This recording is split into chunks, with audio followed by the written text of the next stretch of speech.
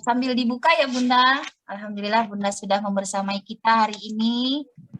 Kita buka forum kita. Bismillahirrahmanirrahim. Assalamualaikum warahmatullahi wabarakatuh. Waalaikumsalam warahmatullahi wabarakatuh. Innal hamdalillah nahmaduhu wa nastaghfiruhu wa na'udzubillahi min syururi anfusina wa min sayyiati a'malina may yahdihillahu fala mudhillalah wa may yudlil fala hadiyalah. Asyhadu an la ilaha illallah wa asyhadu anna Muhammadan abduhu wa rasuluh. Yang kami hormati dan kami muliakan Bunda Kurnia Widiatuti dan peserta forum belajar Smart Parents Community yang insya Allah dalam petunjuk dan hidayah dari Allah Subhanahu wa Ta'ala. Alhamdulillahirabbil alamin, segala puji bagi Allah Subhanahu wa Ta'ala yang masih memberikan nikmat kepada kita semuanya, yaitu nikmat iman, nikmat sehat walafiat, dan nikmat keistiqomahan dalam menuntut ilmu. Mudah-mudahan apa yang dikerjakan mendapatkan ridho dari Allah Subhanahu wa Ta'ala. Salawat teriring salam, tak lupa kita sanjungkan kepada kekasih hati kita, kedua kita, baginda Nabi Muhammad Sallallahu Alaihi Wasallam, kepada keluarganya, kepada para sahabat, juga kepada para tabiin. Allahumma sholli wa sallim ala nabiyina Muhammad wa ala ali nabiyina Muhammad. Baik Ummahat, sebagai pengantar kajian hari ini, izinkan saya untuk menyampaikan sebuah hadis dari baginda Nabi. Dari Abu Hurairah radhiyallahu anhu, Rasulullah Sallallahu Alaihi Wasallam bersabda, telah datang bulan Ramadan, bulan yang diberkahi. Allah mewajibkan atas kalian berpuasa padanya. Pintu-pintu jahim ditutup, syaitan-syaitan dibelenggu. Di dalamnya terdapat sebuah malam yang lebih baik dibandingkan 1000 bulan. Barang siapa dihalangi mendapatkan kebaikannya, maka sungguh ia terhalangi. Hadis sahih dan diriwayatkan oleh An-Nasai. Bagaimana cara kita untuk dapat memaksimalkan target-target akhirat kita di bulan Ramadan? Nah, insya Allah hari ini kita akan belajar bagaimana cara membuat dream board Ramadan bersama Bunda Kurnia Widiatuti. Mari kita membuka forum dengan membaca suratul Fatihah. Semoga apa yang kita pelajari hari ini mendapatkan berkah dari Allah Subhanahu wa Ta'ala.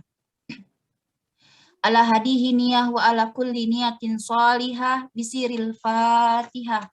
A'udzu billahi minasyaitonir rajim. Bismillahirrahmanirrahim.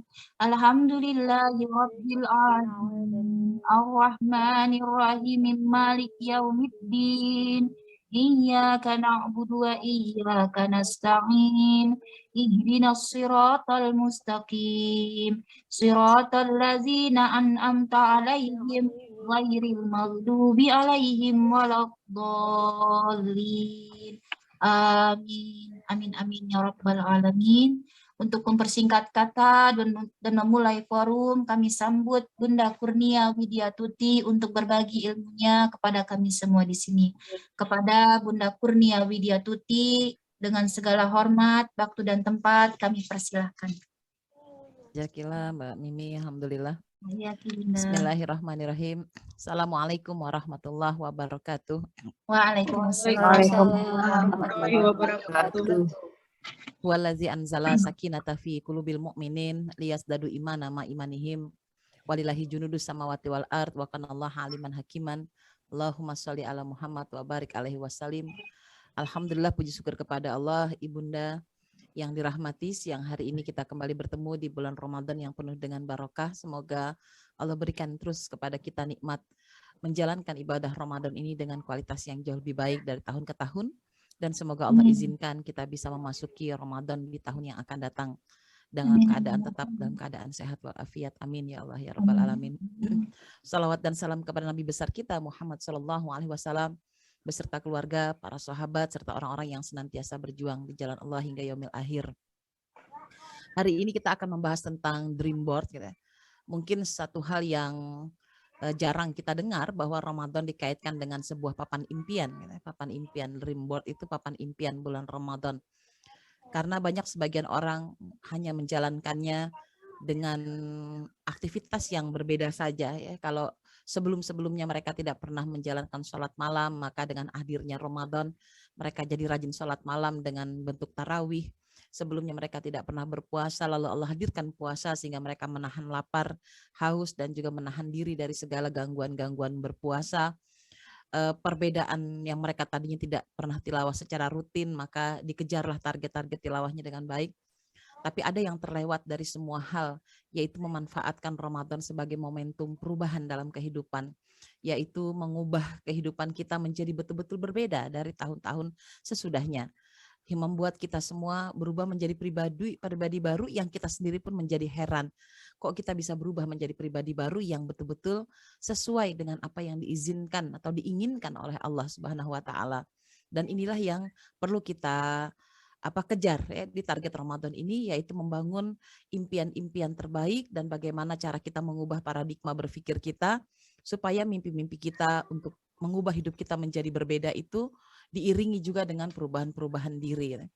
Insya Allah di materi hari ini nanti saya akan berikan juga ke Mbak Mi materi kita tentang dream board ini.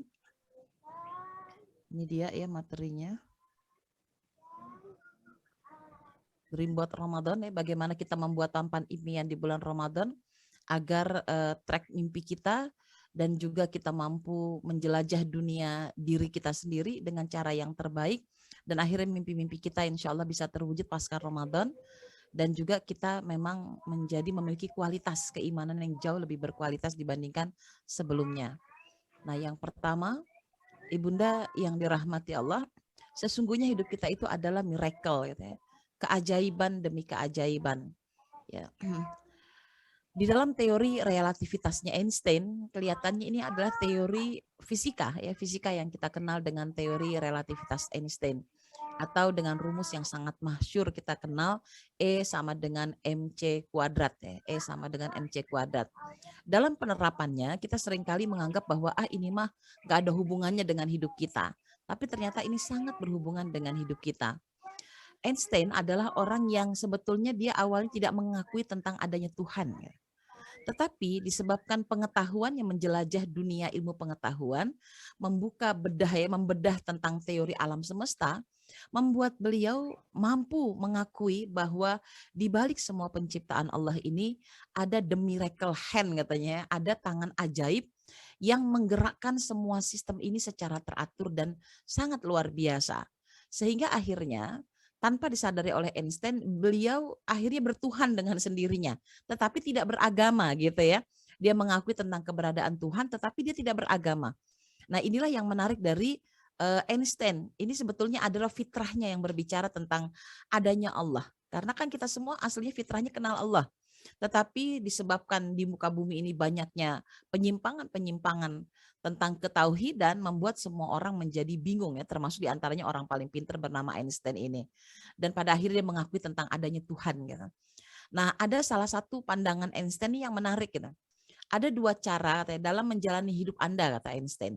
Salah satunya adalah dengan berpikir bahwa hidup itu tidak ada keajaiban. Atau salah satunya berpikir bahwa segala sesuatu di kehidupan ini adalah keajaiban. Kalau disuruh milih di antara keduanya, saya akan memilih yang kedua. Saya ingin memandang bahwa hidup saya adalah keajaiban demi keajaiban gitu. Jadi orang yang berpikir bahwa hidup tuh nggak mungkin ada keajaiban, maka dia orang yang sangat merugi gitu.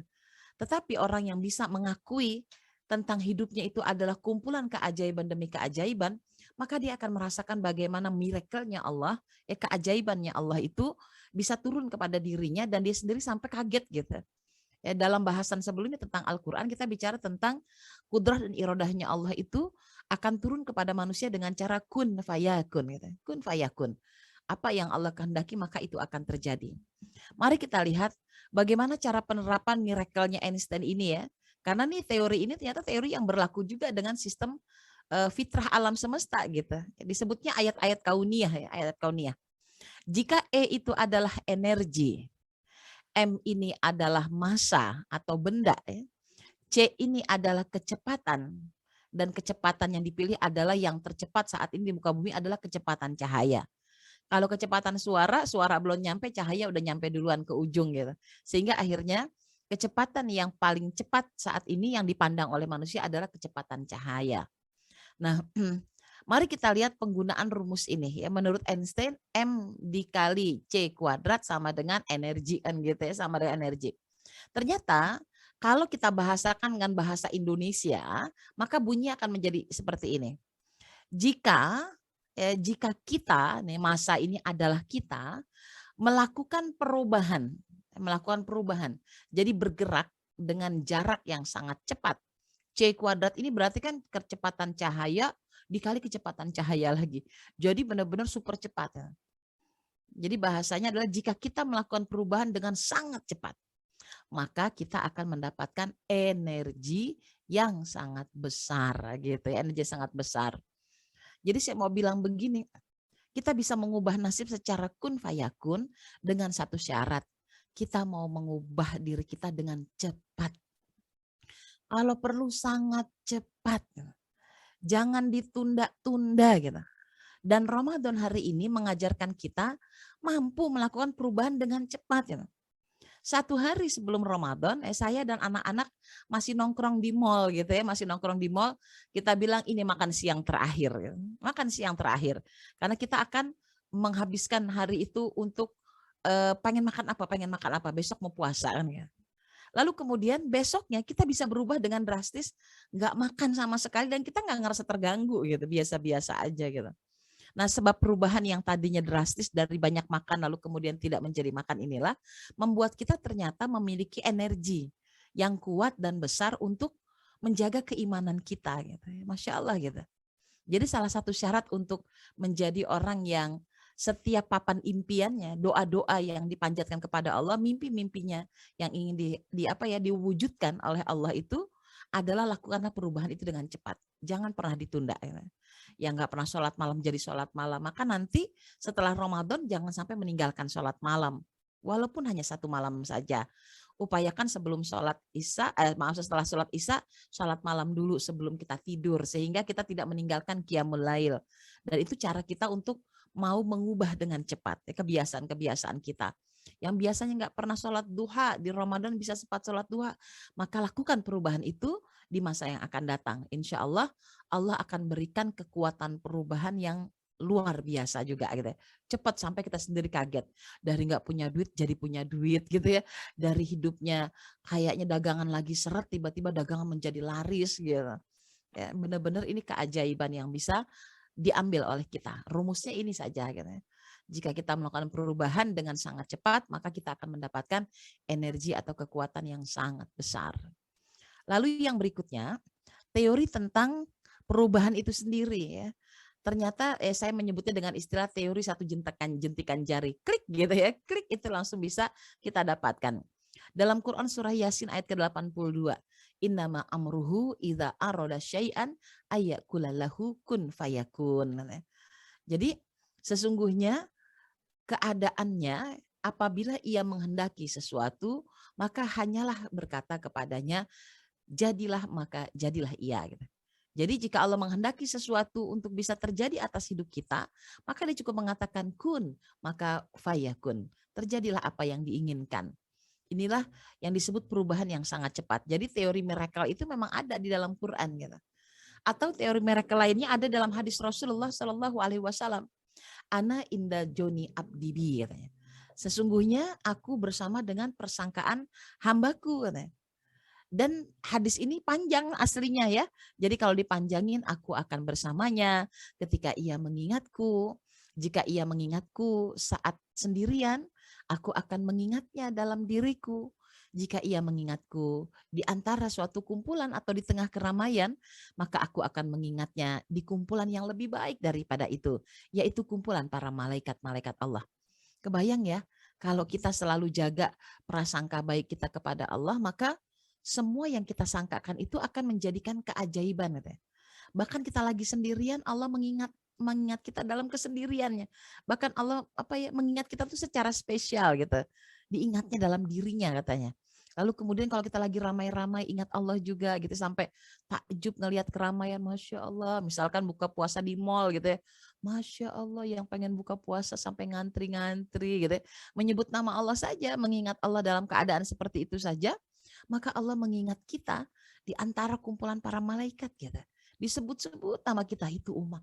Lihat, hambaku sedang mengingat aku padahal dia lagi di tengah mall, di tengah keramaian yang mungkin syaitan bisa saja menggodanya, tapi dia bisa mengingat aku dengan baik gitu. Jadi Allah itu selalu mengikuti apa yang kita sangkakan. Kalau sering berpikir yang jelek-jelek lah yang terjadi. Kalau sering berpikir yang baik-baik, maka yang baik-baik pun yang akan terjadi. Ini yang disebut dengan teori satu jentikan jari.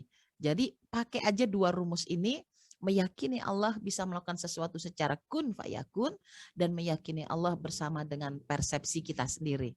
Bahwa Allah insya Allah akan mewujudkan apa yang kita inginkan. Yang berikutnya adalah tentang bagaimana sekarang kita melakukan agar miracle itu terjadi dalam hidup kita gitu. Supaya mimpi-mimpi kita di bulan Ramadan ini bisa terwujud. Maka fahamilah tentang konsep perubahan ya, change konsep ya. Bagaimana konsep berubah itu. Nih teorinya adalah seperti ini. Jika bertahun-tahun melakukan hal yang sama dan tidak pernah mau mengubahnya, maka itu menandai hidup kita tidak berubah katanya gitu. Jadi ada cerita tentang kawan saya yang punya kebiasaan unik. Membagi dua kunci rumahnya, kunci depan untuk suaminya, kunci pintu belakang untuk istrinya, untuk dirinya ya. Lalu kemudian dia selalu melakukan itu, setiap kali pulang selalu lewat pintu belakang dan suaminya lewat pintu depan. Kawannya yang sudah lama bertahun-tahun tidak bertemu dengannya bertanya, "Mbak, apa kabar?" gitu ya. "Aduh, senang sekali, aku kangen sama kamu," gitu ya. Lalu kata temannya, "Mbak, jenengan masih suka masuk lewat pintu belakang toh?" gitu.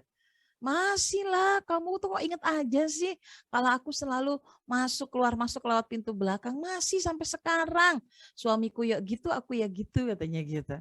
Ya dengan senangnya dia merasa bahwa kawan ini punya ingatan yang luar biasa tentang kebiasaannya. Lalu kemudian alangkah mengejutkan ketika kawannya bilang, "Mbak, berarti hidupmu nggak pernah berubah toh dari dulu sampai sekarang," gitu. Ternyata itu yang menandai bahwa ketika seseorang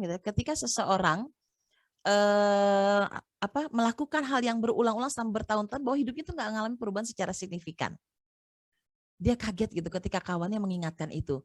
Apa benar ada hubungannya orang yang melakukan satu hal yang sama bertahun-tahun itu membuat dia tidak berubah?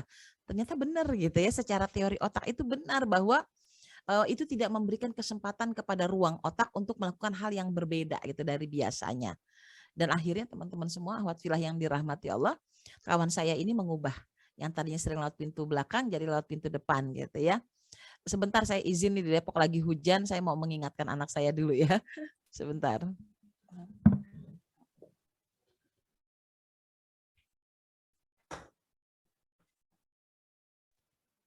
Wah, materinya lain daripada yang lain.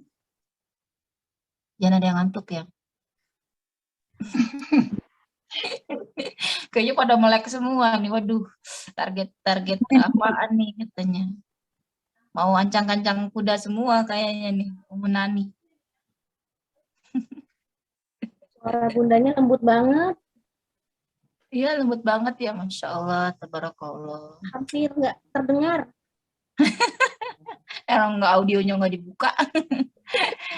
Baik, ada Bunda Kurnia. Baik, Afwan. Ya, soal cucian Oh, mumpung ada Masya Allah. panas namanya hujan. Baik, alhamdulillah yang dirahmati Allah. Kita lanjut ya, bahwa tadi ketika kawan saya mulai merubah kebiasaannya, mulai masuk pintu depan, ternyata dia juga bisa menemukan hal-hal baru dalam dirinya, bahwa benar selama ini dia banyak belajar, tetapi apa yang dia pelajari itu tidak selalu bisa diimplementasikan. Akhirnya ketika dia berubah masuk lewat pintu depan, semua ilmu yang tadinya tertimbun gitu ya dari pengalaman-pengalaman hidupnya yang panjang bertahun-tahun itu bermunculan satu persatu dan menghebatkan dirinya sampai dirinya menjadi seseorang yang sangat luar biasa ya. Cerita ini saya dapatkan dari siapa? Dari seorang CEO Sekolah Alam Indonesia, ya kawan saya sendiri, Masya Allah. Jadi beliau bilang berubah aja dengan cepat. Rubah aja kebiasaan kita dengan cepat, maka kita akan menemukan keajaiban ilmu-ilmu yang tertimbun ya di masa silam yang pernah kita pelajari tiba-tiba bermunculan lalu menghebatkan diri kita. Dan ini penting banget. Jadi silakan nanti ibunda semua di sini yang hadir untuk memeriksa lagi kebiasaannya Coba tempat tidur selama ini bertahun-tahun masih begitu juga apa enggak gitu ya. Kalau bisa mulai digeser-geser. Cat rumahnya masih seperti itu enggak gitu. Kalau bisa cat rumahnya juga mulai dirubah mumpung mau lebaran gitu. Atau mau pasang wallpaper boleh gitu ya. Jadi saya dan suami punya kebiasaan selalu mengubah posisi tempat tidur berdasarkan musim gitu ya. Kalau musim panas, maka tempat tidurnya mengarah ke hadapan AC persis gitu ya. Tapi kalau udah mulai musim dingin, maka tempat tidurnya mengarah menjauhi dari AC gitu. Sehingga kita selalu punya perubahan-perubahan. Hampir setiap minggu gitu kita mengevaluasi diri untuk melihat apa yang bisa kita rubah. Kenapa? Karena supaya kita memang menemukan miracle-miracle tadi, keajaiban-keajaiban tadi dalam kehidupan gitu. Nah, sekarang rumus dari orang yang nggak mau berubah yang lain adalah, tadi adalah bertahun-tahun melakukan hal yang sama, dia pasti nggak akan pernah berubah hidupnya. Yang kedua adalah, sesuatu yang dilakukan dengan cara yang sama di waktu yang berbeda, maka hasilnya akan sama. Contoh yang paling gampang kita lihat adalah tukang nasi uduk tetangga kita. Bertahun-tahun dia melakukan hal yang sama. Bangun jam 3 pagi, mengolah makanan, menjual jam 5 pagi, habis jam 8 pagi. Dan itu dilakukan berulang-ulang sama persis gitu ya. Waktunya udah bertahun-tahun. Saya punya tukang nasi uduk yang sampai sampai meninggalnya itu adalah berprofesi sebagai tukang nasi uduk gitu. Dan terkenal sebagai nasi uduk yang enak, tapi ya begitu-gitu aja gitu hidupnya. Nggak signifikan perubahannya. Bukan nggak ada perubahan tetapi tidak signifikan. Padahal andaikan seorang tukang nasi uduk itu melakukan perubahan sedikit saja, maka dia akan melihat hasilnya itu akan berbeda. Ya, sekarang kita lihat ya, kita lihat perubahannya. Di change ya, jalannya kita rubah nih, tadi jalannya maunya lurus aja. Sekarang kita belok sedikit, kita mau cari jalan yang berbeda dari jalan sebelumnya. Nah, ternyata sesuatu yang berbeda dilakukan di waktu yang sama, maka hasilnya pasti akan berbeda. Ya. Misalkan, tukang nasi uduk tadi, dia melakukan perubahan sedikit saja.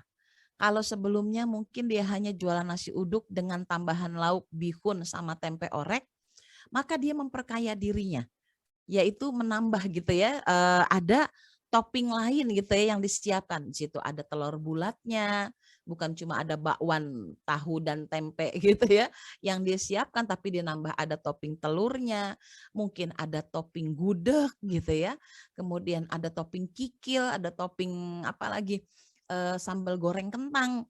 Maka orang yang akan datang itu bukan lagi sedikit tapi bisa jumlah yang sangat banyak sekali gitu. Jadi berubahnya itu pasti signifikan. Jadi di sini saya punya langganan tukang nasi uduk yang dia beda gitu, cara jualannya beda sehingga memang ramai dan dinantikan banyak orang. Jualannya itu bermacam-macam. Semuanya ada, mau beli sambal goreng krecek di situ ada jengkolnya juga ada gitu ya. Semur ada, opor ada.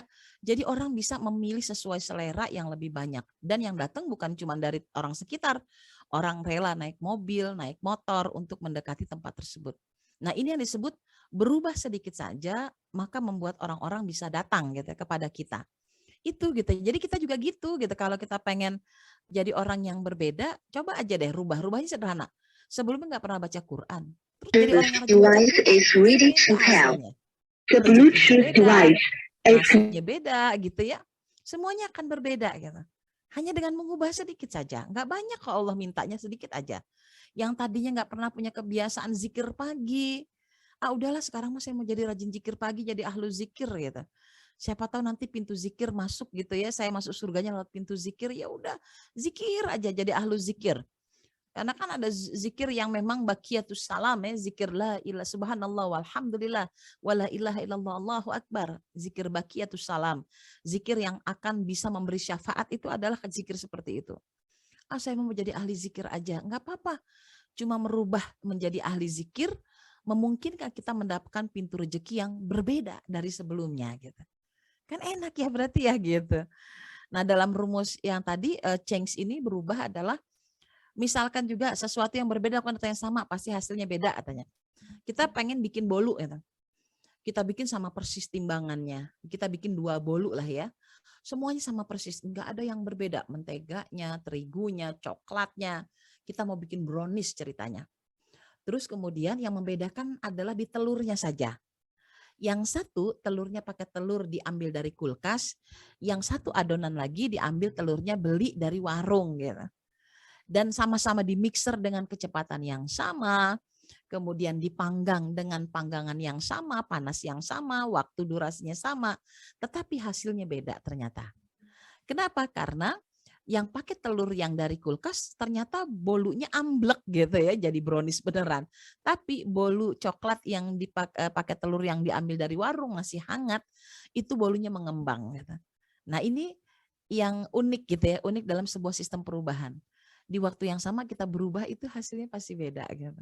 Yuk sekarang kita siap untuk berubah ya, mengubah paradigma tentang Ramadan ini supaya kita memang menjadi mau melakukan hal-hal kecil tetapi nggak pernah dilakukan sebelumnya. Gitu.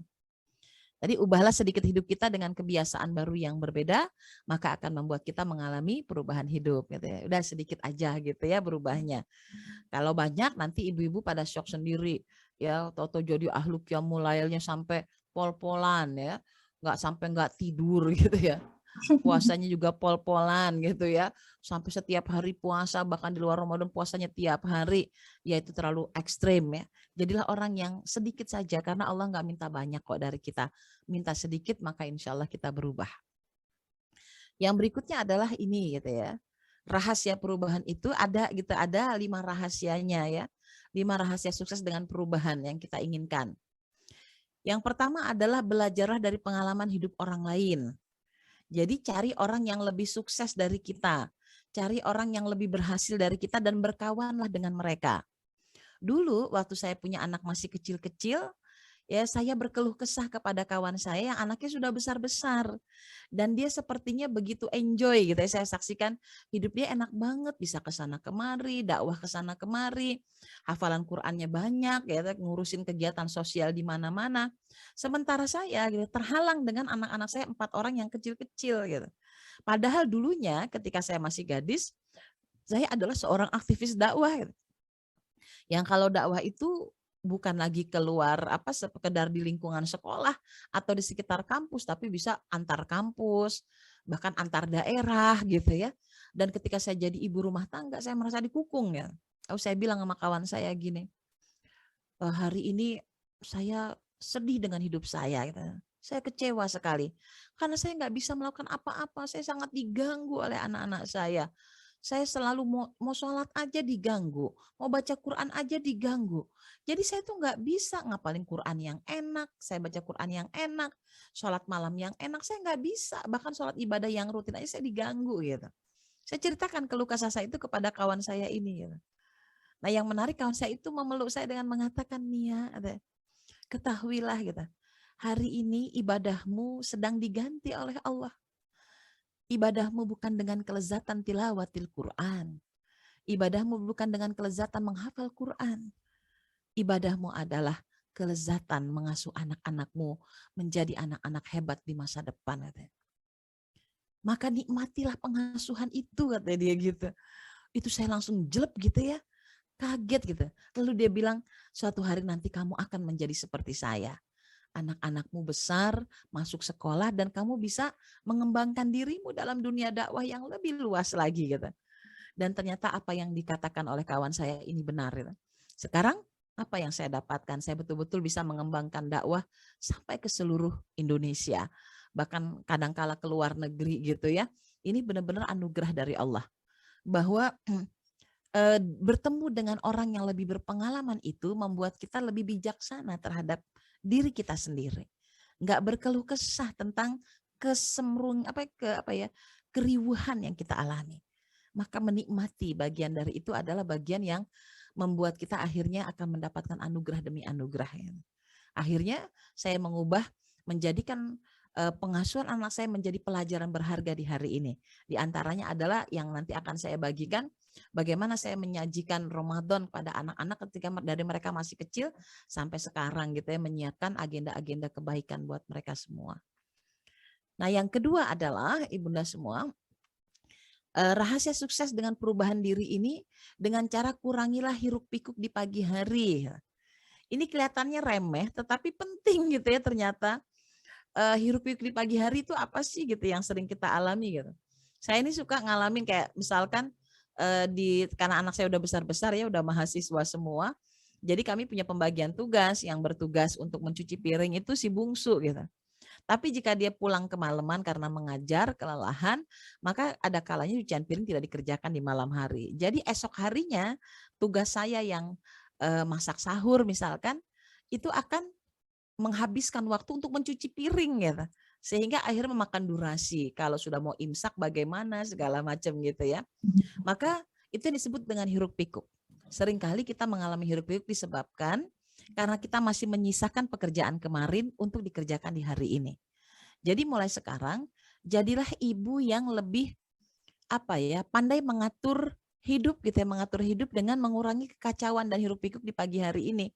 Di antaranya sering kehilangan kaos kaki, nggak tahu di mana. Giliran mau pergi kaos kakinya ngumpet, sisir nggak tahu di mana, kunci motor, kunci mobil keselip gitu ya. Ini kan hal-hal yang sederhana tapi seringkali membuat kita menjadi riweh gitu. Gunting kuku, beli udah berkali-kali kayak dimakan gitu ya, gunting kuku tuh hilang terus. Nggak tahu andaikan kita bersihin rumah kita semua pun nggak ketemu gunting kuku itu ada di mana. Kayak dimakan gitu ya, kayak dimakan saja. Maka akhirnya apa yang saya lakukan untuk bisa mengurangi hiruk pikuk di pagi hari? Ya, supaya misalkan kita tidak kehilangan kunci motor, kunci mobil, maka saya meletakkan paku di dinding rumah gitu. Dan disitulah letak kunci ya. Dan semua anak-anak diberi peraturan bahwa setiap kali pulang dari manapun, kunci motor, kunci mobil gantung di situ. Sehingga kalau ada yang bertanya, di mana kunci motor? Ada di gantungan gitu ya. Ada di tempatnya. Terus apa yang sering hilang? Jarum jahit, benang ya, yang nggak tahu ada di mana. Maka saya memutuskan untuk membeli kotak ya, jadi kotaknya besar gitu, kotak besar seperti box locker gitu, kecil gitu, besar, lumayan besar kalau untuk ukuran benang jarum. Di situ saya letakkan semua bahan-bahan dibutuhkan untuk menjahit.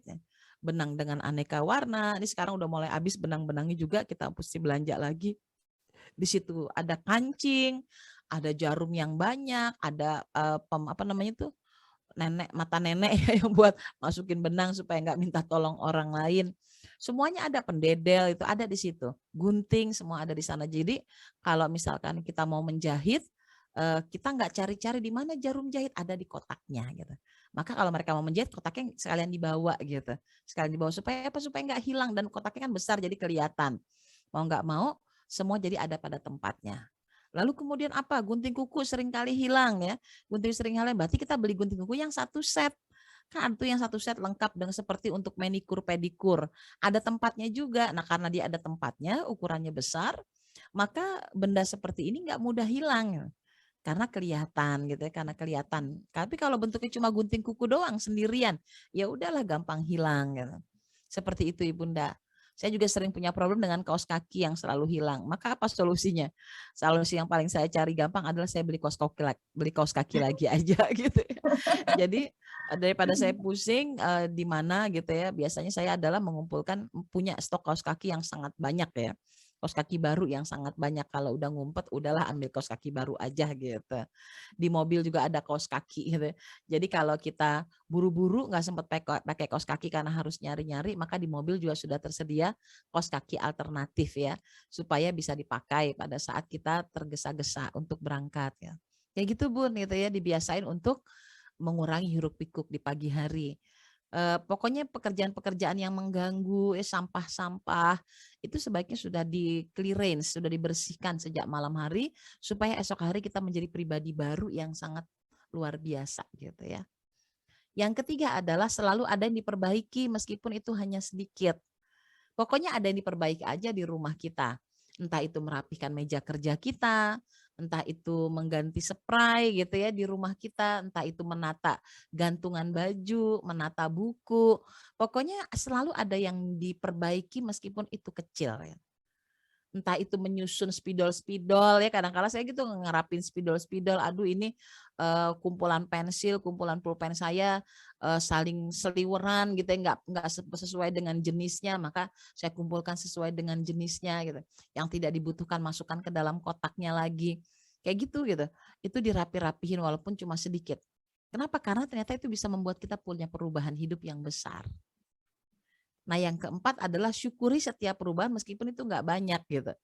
Aduh alhamdulillah hari ini udah bisa ngepel gitu. Aduh alhamdulillah hari ini udah bisa ganti sarung bantal. Gitu. aduh alhamdulillah sekarang baru kelar aja nyuci piring, ya Allah seneng banget gitu ya. Jadi setiap ada perubahan walaupun sedikit itu kita bilang alhamdulillah. Maka yang terjadi adalah hidup kita berubah insya Allah setelah itu. Dan yang terakhir, yang kelima adalah evaluasilah secara berkala.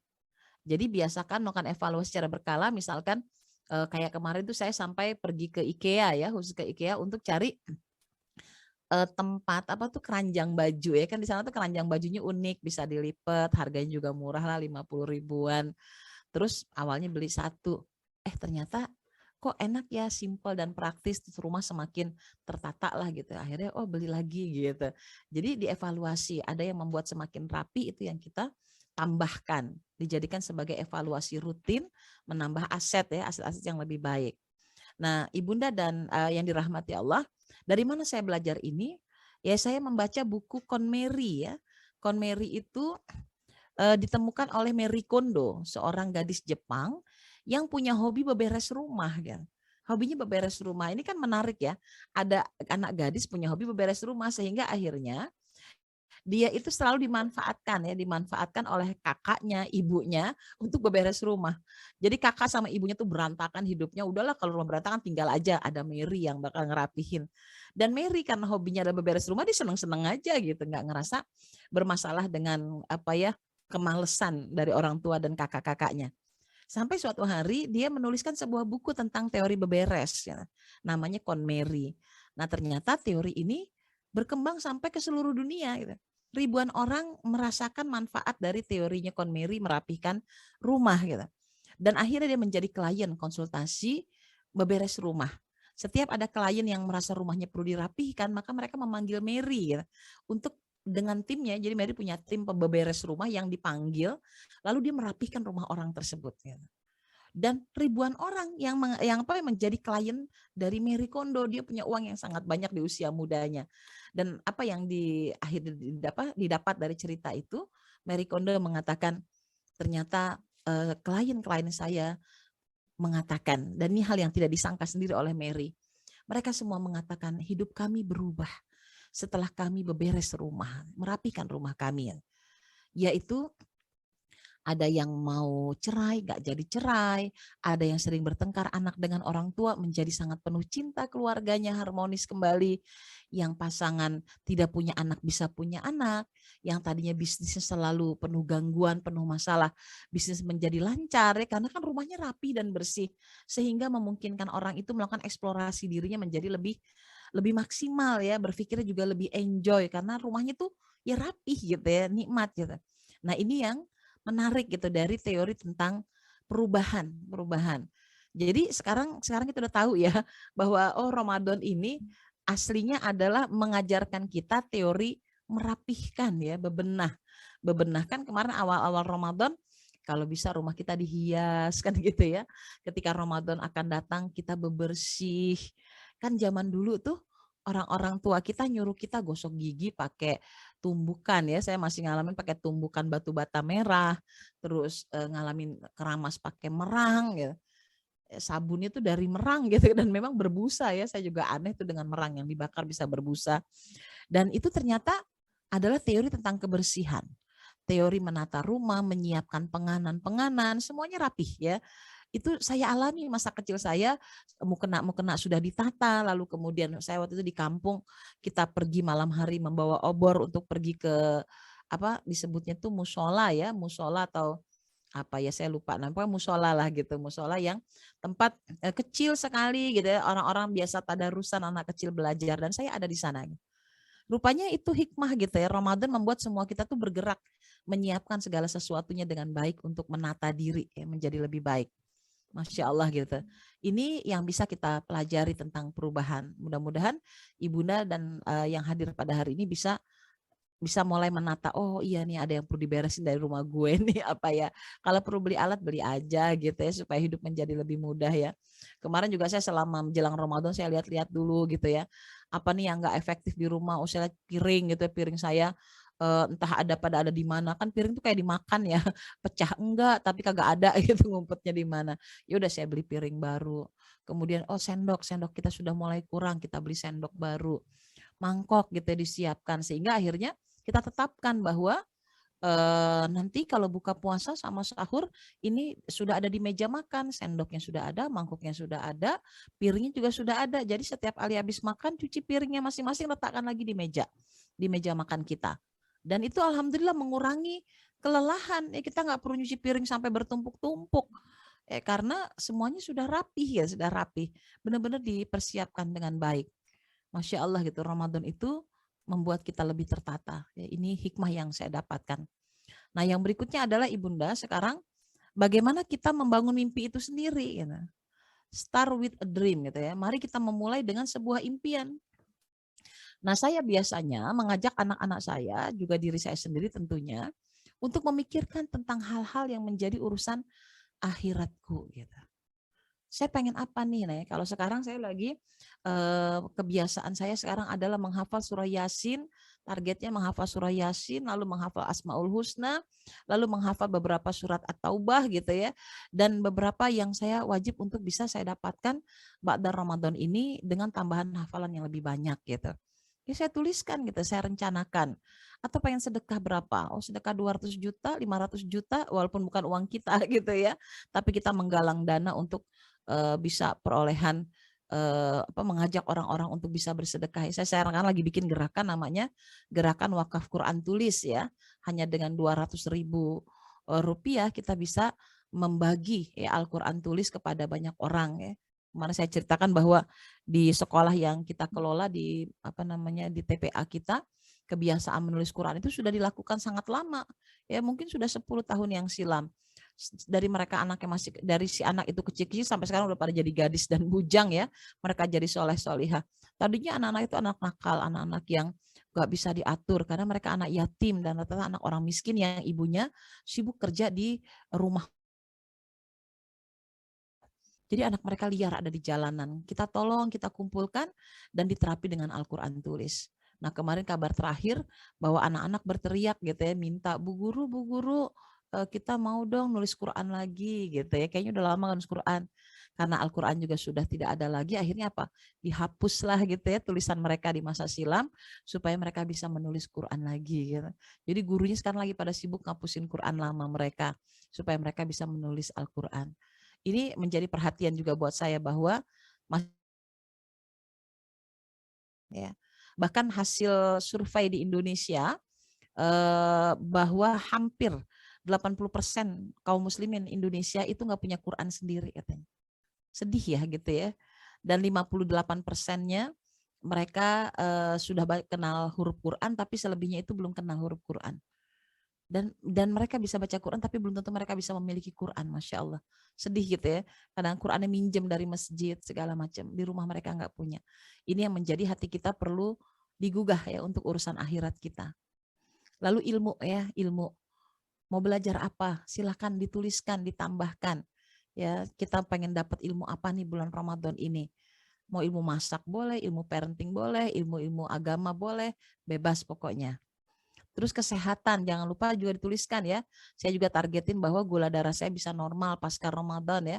Tiap hari saya selalu periksa gula darah gitu ya. Hari pertama gula darah 327. Saya langsung shock, aduh ada yang salah nih. Buka puasanya, oh pakai es cincau.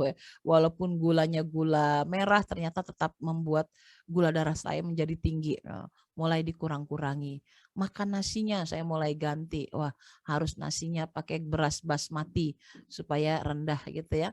Alhamdulillah semalam saya sudah tes lagi dari 300 jadi 200, terakhir sudah 187 ya gula darahnya sudah mulai ya walaupun masih kategori tinggi gitu ya, masih bisa di bawah 200 sudah alhamdulillah. Itulah menjadi target ya, target. Termasuk target kurus ya. Target kurus boleh nggak? Boleh aja gitu ya. Kapan lagi kita menahan diri dari lapar dan haus, kecuali di bulan Ramadan. Insya Allah bonusnya kurus ya dan sehat. Untuk keluargaku boleh silakan menuliskan impian tentang anak-anaknya. Ya, mau punya cita-cita anak sekolah di mana, kuliah di mana, kalau punya mantu-mantunya kayak siapa gitu ya, kayak gimana, ditulisin aja gitu. Saya tuh nulis-nulisin aja nanti anak saya ada di Madinah, anak saya ada di Mesir, anak saya ada di Turki, anak saya ada di Jerman, kerjaan saya nulis-nulis aja gitu ya. Ya siapa tahu memang benar gitu. Alhamdulillah kan anak pertama saya udah di Madinah gitu. Ya mungkin nanti yang lain akan menyusul, ada di negara-negara lain. Ya ditulisin aja gitu, namanya juga impian. Gitu. Dan yang berikutnya adalah karir dan keuangan. Ya jangan lupa tulis tuh yang punya suami, karirnya mau naik jabatan boleh. Kalau kita bekerja, kita yang nulis karir kita. Terus pengen punya penghasilan berapa, dituliskan. Ya kalau punya perniagaan, jualan dagangan, dagangannya itu pengen laku berapa banyak. Maka ini akan memungkinkan kita mendapatkan ijabahnya di bulan Ramadan. Dan yang tidak kalah penting, yang terakhir adalah daya pengaruh gitu ya. Daya pengaruh itu apa? Bahwa keberadaan kita itu bisa mempengaruhi orang banyak di sekitar kita. Kalau sebelumnya mungkin daya pengaruh kita cuma sama keluarga, sama anak-anak, maka kita buat sekarang daya pengaruh kita bisa ke tetangga, ya, ke keluarga besar, lalu kemudian semakin meluas lagi ke masyarakat, sekabupaten, lama-lama seprovinsi, lama-lama se-Indonesia gitu ya, lama-lama se-internasional gitu.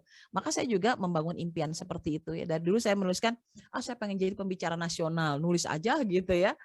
Nggak tahu gimana caranya, ternyata benar gitu ya, bisa jadi pembicara nasional, dipanggil ceramah ke sana kemari. Dan itu karena saya menuliskan dalam mimpi. Dan sekarang tulisan tuh udah berbeda. Saya pengen jadi pembicara internasional, naik grade-nya. Udah jadi sih pembicara internasional sebenarnya gitu. Pas bawa jamaah ke luar negeri kan kita ceramah juga ya. Walaupun bukan dipanggil oleh kedubes gitu. Pengennya mas secara resmi dipanggil oleh mahasiswa-mahasiswa yang ada di luar negeri yang ngundang kita ceramah gitu. Itu berarti daya pengaruh kita bisa sampai ke luar negeri gitu. Ya tulis aja, namanya juga mimpi gitu ya. Jangan takut bermimpi. Nah kalau sudah ditulis seperti ini Ibunda, kita mulai membuatnya dalam, nah ini dia disebut dengan dream board. Nah dream board atau my vision board. Jadi mulai ditempel-tempel tuh apa yang kita mau ya. Dulu saya nempelin saya hadir di Al-Aqsa gitu ya. Ada foto saya tempelin aja di dekat Masjid Aqsa gitu. Sebetulnya bulan Maret tahun 2020 saya sudah diagendakan akan berangkat bulan Maret itu untuk berangkat ke Aqsa. Jamaahnya sudah ada, paspornya sudah dipegang oleh travel gitu, kemudian persiapan untuk berangkat ke Aqsa sudah ada. Tahu-tahu lockdown gitu ya. Tapi kan berarti mimpinya sudah kelihatan. Gitu. Saya pernah juga memasukkan foto saya dan suami saya sedang berada di dalam Blue Mosque gitu ya, masjid biru yang ada di Turki, Masjid Sultan Ahmed. Itu saya tempel aja gitu, saya tempel. Kemudian saya liatin suatu saat nanti saya akan foto di situ bersama Abi gitu ya di dalam Masjid Sultan Ahmed. Ternyata benar sampai ke Turki ya. Waktu itu sama Mbak Mimi juga kita sampai ke Turki. Itu kan cara Allah cara Allah mewujudkan mimpi itu seringkali ternyata bisa jadi dengan imajinasi seperti itu. Nah, jangan ragu-ragu tuh, di sini udah gambar mau ke Paris, saya pengen banget ke Paris. Bukan pengen ngelihat keglamorannya Paris, tapi ingin melihat jejak rekamnya Napoleon ya.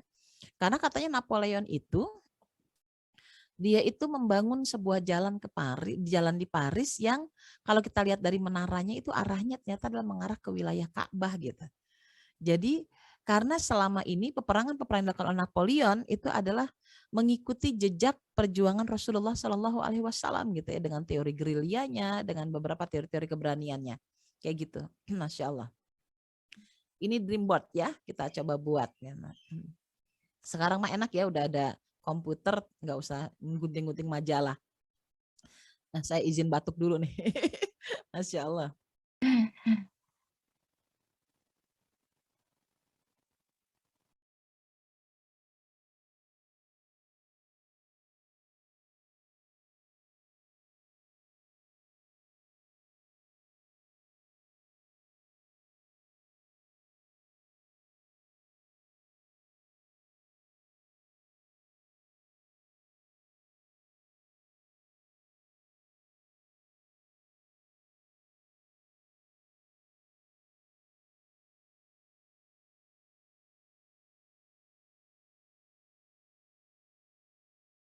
Iya, maaf ya kejeda. Jadi lagi batuk tapi lagi puasa. Jadi kalau batuk nggak bisa minum, mesti nyium aromaterapi nih. Mudah-mudahan cepat pulih ya. Amin, amin. Jadi enak Bu kalau zaman sekarang itu dream board itu sudah tinggal Ibu gambar tempel-tempel, didesain sendiri kayak gini di komputer kita, lalu kemudian kita pindahin aja ke handphone. Mau di print out juga boleh, di print nanti itu bisa membantu kita untuk memanggil-manggil alam bawah sadar kita untuk mewujudkan apa yang tidak mungkin menjadi mungkin. Yang menarik dari teori otak dalam hal membangun papan impian ini adalah Ketika saya belajar teori quantum healing, di situ saya menemukan sebuah data yang sangat unik dari otak kita ya, bahwa ternyata otak kita itu dia itu tidak bisa membedakan mana alam pikiran dan mana alam kenyataan. Jadi otak mengira semua yang difikirkan itu adalah kenyataan katanya. Jadi semua difikirkan kenyataan. Makanya kenapa Inna Indah Joni Abdibi itu sesungguhnya Allah bersama sangkaan hambanya adalah sebetulnya bagaimana kita menjadikan kendali otak ya, untuk mengatakan apa yang kita pikirkan itu adalah kenyataan. Itu adalah kenyataan. Jadi misalkan ketika kita bilang hidup gue miskin, memang takdir jadi orang miskin, maka si otak akan membangun sebuah cara kerja hidup kita seperti cara kerja orang miskin gitu. Nggak bergairah, nggak pengen belajar banyak hal, hidupnya juga males gitu ya, kemudian nggak terangsang untuk membuat pembelajaran-pembelajaran hebat dalam dirinya.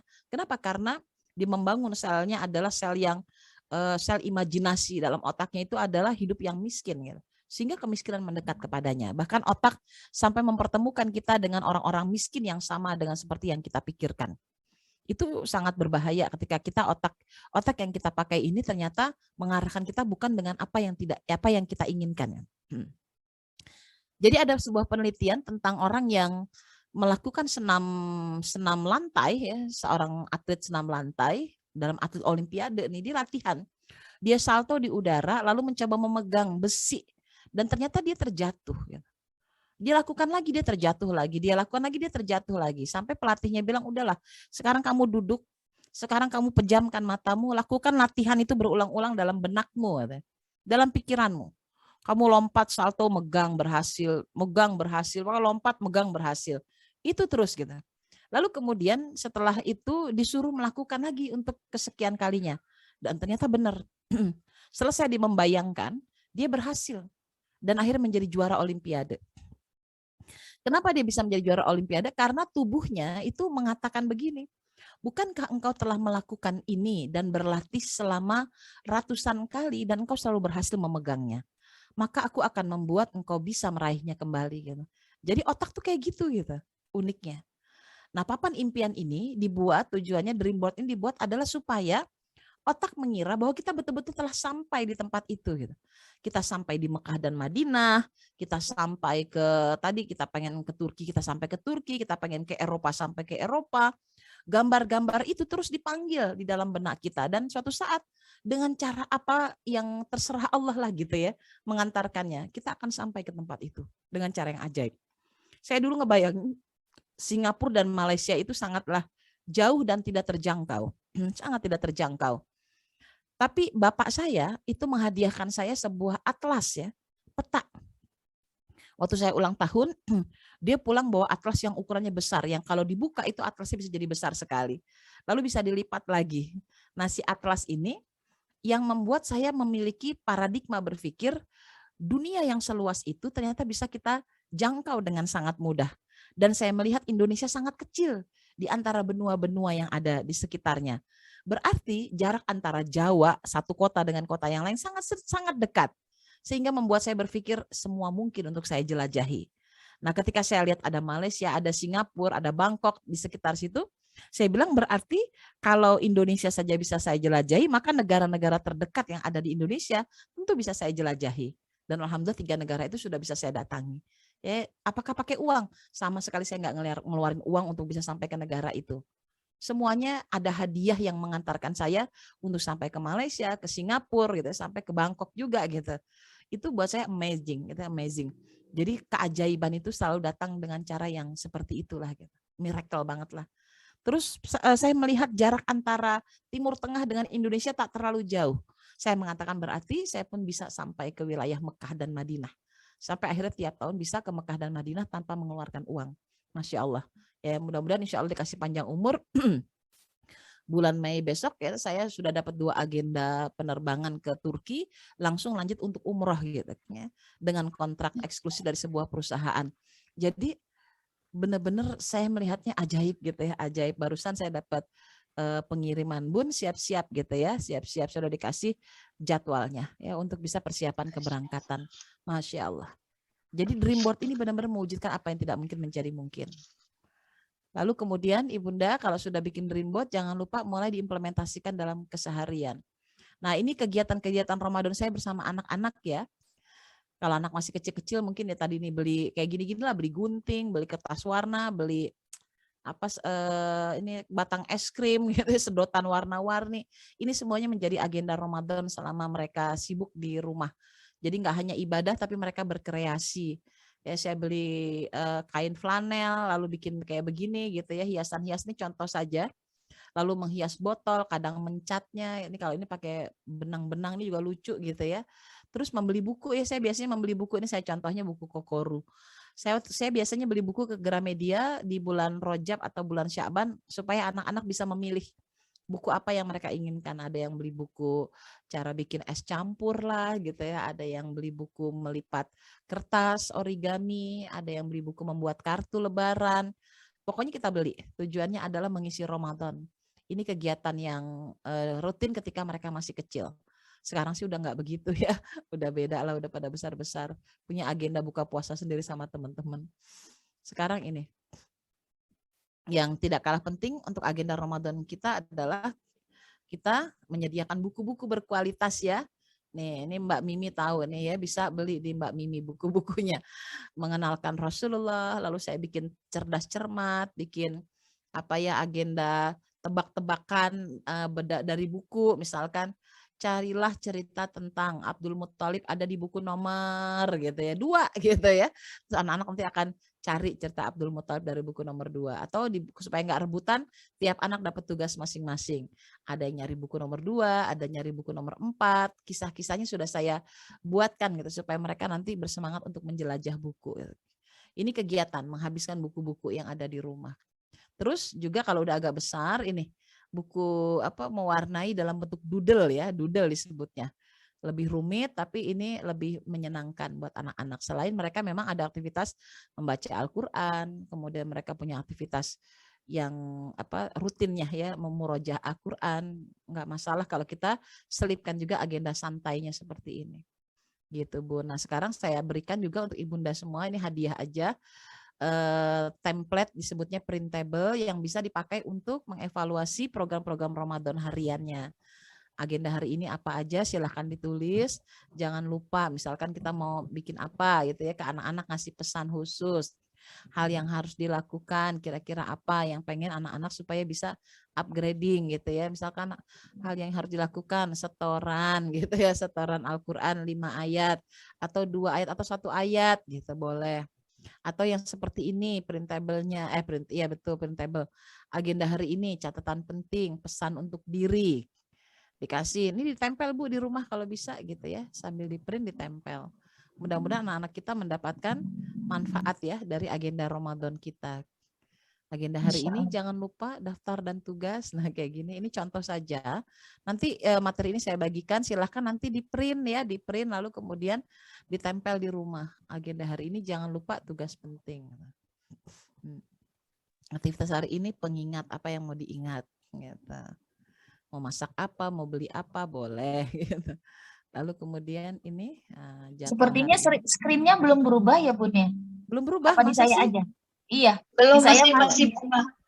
Oke, saya ulangi lagi ya. Nggak berubah ya? Iya, tadi bingung nggak kelihatan. Dari tadi nggak berubah? Enggak. Belum berubah. Nah, ya udah. Terakhir udah, di mana terakhir? Tadi terakhir yang di flanel tadi, Bun. Oh, di flanel. Oke, ya. Sekarang kelihatan nggak Mbak Mimi? Iya, agenda hari ini. Udah kelihatan. Ini kan terakhir ini ya?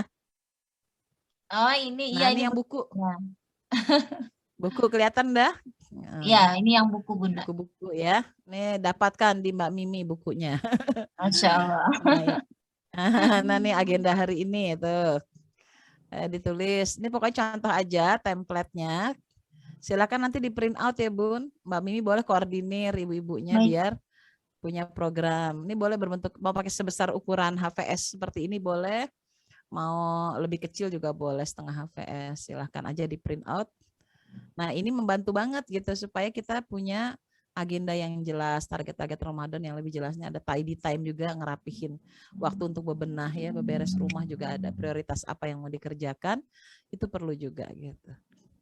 Gitu deh ceritanya. Alhamdulillah. Alhamdulillah ya. Masya Allah. Mudah-mudahan ibu-ibu dapat inspirasi dari Dream Board hari ini. Masya Allah, tabarakallah. Alhamdulillah, Ummahat, kita telah banyak mendapatkan inspirasi yang luar biasa dari Bunda Kurnia. Semoga kita juga mendapatkan miracle dari apa-apa yang Bunda sampaikan hari ini dengan perubahan-perubahan hidup kita ke depannya. Amin, amin, ya rabbal alamin. Baik, Ummahat, untuk sesi selanjutnya kami buka pertanyaan atau forum diskusi untuk kepada para penanya. Dipersilakan untuk bertanya secara langsung atau menuliskannya di kolom chat. Sambil menunggu yang siap dengan pertanyaannya. Alhamdulillah nih, biasanya Bunda bikin Bun agenda ini dicetak dulu Bun, di zaman saya dulu. Lagi nggak bikin Iya, ya Bun? pengennya ya. Harusnya saya cetak aja ya, jadi dapat duit Iya ya, Bunda saya aja kaya nanti deh. kita jadi Nggak sempet mikirin kaya buat diri sempet ya, Bu. sendiri kemarin. Makanya saya bagi-bagi aja lah, jadi biar jadi Masya jariah. Allah. Masya Allah. Iya dulu kita Biar- sempat Bunda bikin ngisi ginian, terus tapi kita difasilitasi nih, kita tinggal beli doang. Maklum Iya, ibu-ibu ngisi rada-rada doang. suka sama repot ya Bun. Nggak mau repot sekarang mah. Jadi sekarang kita dikasih mentahnya aja nih sama Bunda untuk apa namanya, untuk bisa kita gunakan di rumah, bisa buat anak-anak ya Bun ya. Iya, Itu betul. kira-kira berapa lembar halaman tuh Bun yang tadi tuh? Saya bikin tuh 1 pekan, 7 hari. Hmm, 7 hari. Jadi tinggal di copy 4 kali aja untuk 1 bulan gitu. kalau Bunda dulu lengkap banget Bun dulu apa ya, Itu impian-impian mungkin kalau karena yang pernah saya buat itu untuk ini Mbak Mimi, untuk rapat kerja keluarga ya. Sedang Oh, bikin lebih iya. bagus. Nah, bikin Nanti dong ada- Bun, nanti. Iya.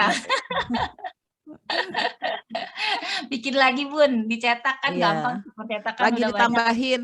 Jadi penulisnya nanti ada 3 orang, saya, Kang Nugi, sama Mbak Ari. Tim Masya tim Allah. Zero Station. Jadi dari Zero Station mempersembahkan buku itulah ya, rapat kerja keluarga tadi. Family Iya, planner Masya ya, Allah. family planner. Doain. Tapi memang apa ya, terlebih saya ya yang memang seorang sales, seorang marketing, Dream Board ini memang sangat mempengaruhi sekali. Biasanya kalau di kantor saya dulu ya di PT Sigma itu setiap tahun tuh kita dapat 1 poster ya Bun ya, untuk impian tahun ini tuh kita mau menggapai apa. Dan kebanyakan memang ketika kita apa namanya, untuk berusaha untuk berani untuk menuliskan sesuatu gitu, itu kebanyakan hampir semua saya rasakan sendiri itu sudah banyak yang tercapai gitu, sampai makin tahun tuh makin meningkat, makin ditingkatkan lagi gitu, karena apa, dari niat baik kita untuk melakukan sebuah perubahan. Jadi memang apa yang Bunda lakukan ini sebenarnya alhamdulillah nih kita semua bisa ikut merasakan gitu ya, materi-materi seperti ini biasanya hanya diterima oleh orang-orang yang memang bergerak di dunia selling atau mahasiswa atau marketing ya, itu lebih ke motivasi. Tapi alhamdulillah kita ibu-ibu yang selama ini hanya berkajian tentang tauhid, tentang apa, ditambahkan lagi dari Bunda Kurnia. Jadi materi yang Bunda sampaikan hari ini insya Allah sangat membantu kita untuk target akhirat kita harus banyak yang ditambah nih gitu ya. Target anak-anak kita, akhiratnya anak-anak kita, kebaikan dunianya anak-anak kita, mudah-mudahan juga bertambah setiap tahunnya. Baik Ummahat, ada yang mau bertanya? Boleh dipersilakan langsung, mungkin Umu Ica. Ya. Iya. Ica, Dipersilakan Umu Ica. Ya, makasih Bun Mi. Ya. Ustazah, Assalamualaikum. Waalaikumsalam warahmatullahi wabarakatuh. Mungkin nggak bertanya, mau sharing aja. Oh iya. Begini Bunda, yang tadi Bunda bilang kan ada teori miracle yang ada dalam Al-Quran, plus yang hadis riwayat Bukhari, yang isinya bahwa aku sesuai dengan prasangka hambanya. Itu terjadi juga di saya gitu, dengan saya yang mungkin Bunda udah pernah dengar bahwa saya sakit bertahun-tahun gitu. Kemudian setiap saya batuk berdarah, setiap batuk berdarah gitu. Jadi pikiran saya, duh kalau batuk pasti berdarah, dan akhirnya memang berdarah gitu. Jadi udah di manage, bukan di manage sebenarnya, karena memang udah keseringan seperti itu, ya sudah gitu. Kemudian selama bertahun-tahun saya bilang, apa memang harus seperti itu gitu, walaupun dokter bilang iya karena keadaannya bla bla bla bla bla gitu. Kemudian saya berusaha untuk ngerubah gitu, karena dapat masukan dari suami gitu kan, juga anak-anak yang lain, mama jangan terlalu takut gitu, berani aja, Ma, belum tentu akan Mama batuk tuh akan berdarah gitu kan. Ya, tapi kan memang tetap berdarah. Akhirnya saya berusaha ngerubah. Seperti tadi Bunda bilang, ngerubah dalam waktu yang cepat gitu ya. Oke, cara saya ngerubah gini. Ada jenis makanan yang nggak boleh saya makan. Gitu kan. Saya rubah untuk tidak saya makan walaupun saya kepengen gitu kan. Oke, saya rubah dari mulai saya tidak makan, kemudian batuk memang. Tapi begitu batuk, saya berusaha untuk gini, masa sih akan berdarah? Enggak enggak akan berdarah. Seandainya pun berdarah, udah biarin aja. Karena memang akhirnya akan berdarah. Qadarullah begitu saya ngerasa enggak akan gitu. Ternyata memang tidak berdarah. Padahal saya makan sesuatu yang memang biasanya berimbas gatal, kemudian batuk dan berdarah. Nah, seperti Bunda bilang, akhirnya saya yakin apa yang saya pikirkan itu akan terjadi. Jadi ayo saya berpikir yang positif aja. Kedepannya mau terjadi itu urusan Allah. Alhamdulillah kesininya Bunda dengan saya meyakini itu, ya dengan perubahan yang memang dibilang drastis, ya memang drastis. Karena saya merasa bertahun-tahun kok saya harus begini, enggak Toh semuanya nyemangatin saya, enggak usah takut, ada Allah, apapun yang mau terjadi ada Allah gitu. Karena setiap saya sakit, papahnya yang akan keluar kota saya cegah untuk jangan pergi, Pak. Kan nggak mungkin ya, Bun. Kan yang punya kantor bukan papanya gitu. Berulang kali seperti itu. Begitu pun anak saya mau keluar bekerja, jangan masuk dulu ya, Nak. Artinya kan membebani semua. Gitu. Nah, alhamdulillah dengan melakukan perubahan itu, saya merasakan hasilnya gitu dengan meyakini bahwa ada Allah di luar itu gitu, dan sesuai dengan apa yang saya yakini itu akan terjadi gitu. Jadi saya meyakini yang baik-baik, dengan berpikir yang baik, melakukan perubahan dengan cepat, perubahan yang lebih baik begitu. Begitu Bunda. Masya Allah. Saya dapat pengalaman berharga dari Mama Ica ya. Masya Allah. Insya Allah saya juga praktekin nanti. Ya, ini pasca COVID ini juga Perubahan mindset ya, Bun. perubahan mindset juga Iya, selama pasca COVID kan kena long COVID ya. Ya mungkin istilah long COVID itu lumayan menghujam di kepala saya nih gitu ya. Saya harus bilang short COVID kayaknya ya. Jangan jadi long COVID lagi gitu. Jadi efek batuknya kok masih ada nih, udah minum obat, udah ke dokter. Ya karena saya tadi masih ikhtiarnya terlalu, ini jadi ingatan. Jadi memang saya perlu melakukan perubahan yang lebih cepat lagi dari sekedar mengatakan itu. Insya Allah kemudian pengalaman Mama Ica ini bisa membuat saya juga jadi lebih cepat pulih ya dari batuk. Iya, karena benar. agenda ceramah ini gitu. Agenda ceramah tes suara nih andalan gitu ya.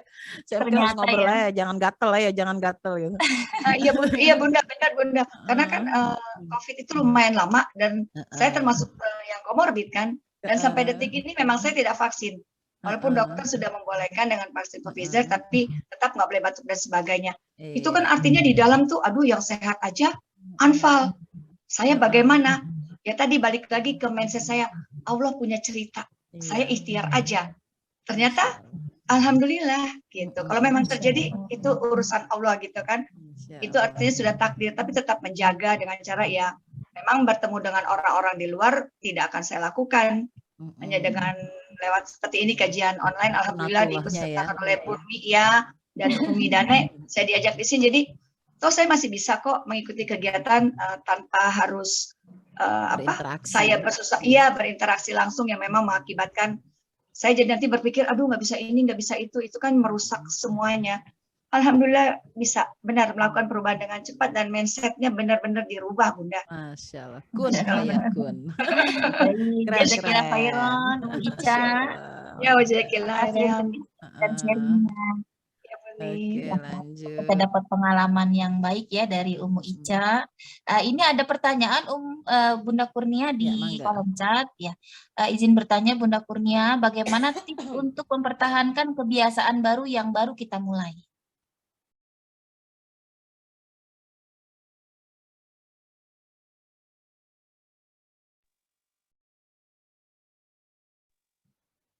Bunda Kurnia hilang kah? Enggak.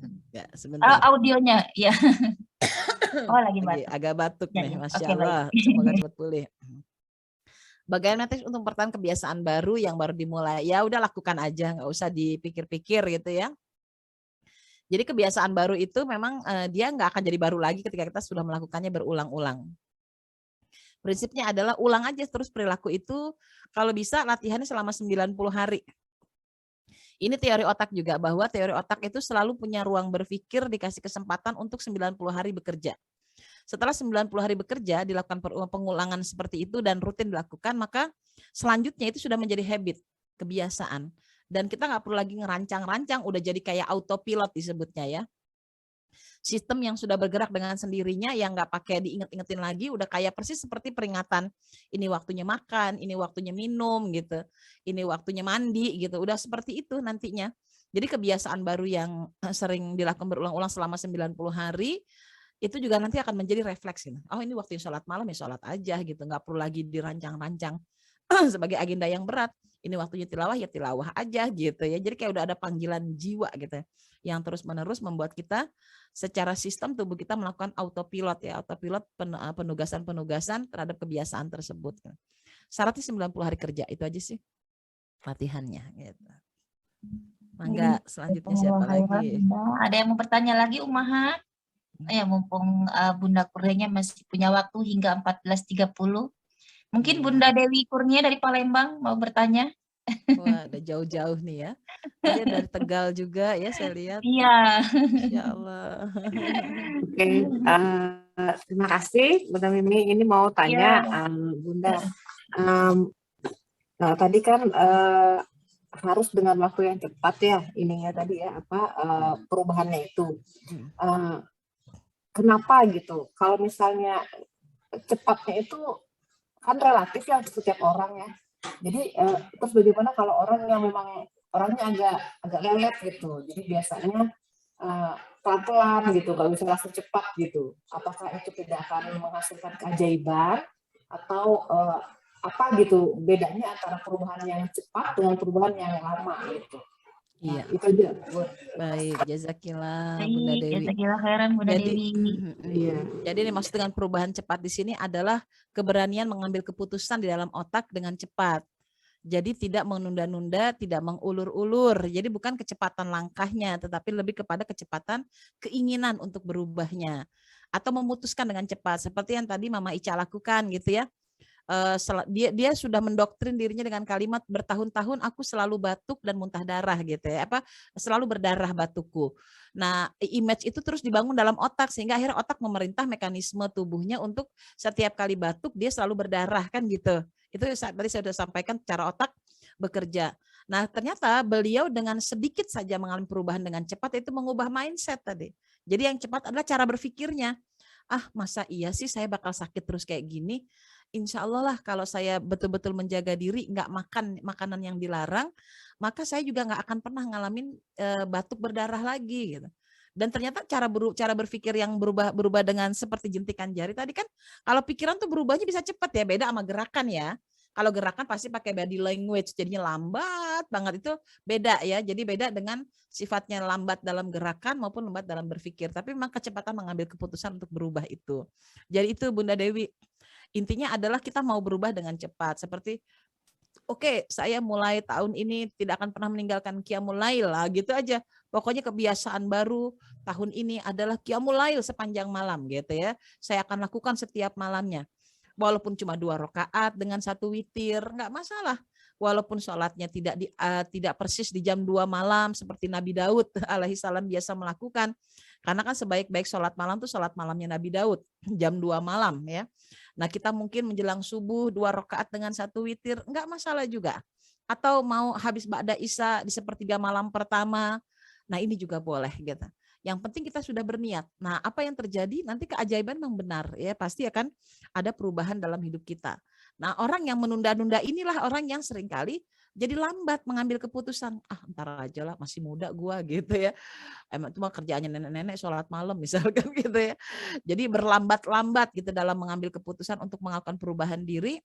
Itulah yang membuat mereka nggak menemukan keajaiban. Pasti beda orang yang cepat mengambil keputusan dengan orang yang tidak, maka dia akan berbeda hasil keajaibannya. Yang ini mah lebih slow motion gitu. Nyampe kepada keberhasilan, tapi terasa lama, nggak terasa miracle lah gitu. Kalau miracle tuh kan terasa, kalau ajaib tuh gini, kok gue berubah ya gitu. Beneran loh Bu, saya tuh ngalamin perubahan, saya lupa di beberapa minggu lalu saya sampaikan bahwa saya ini dulu mustahik gitu.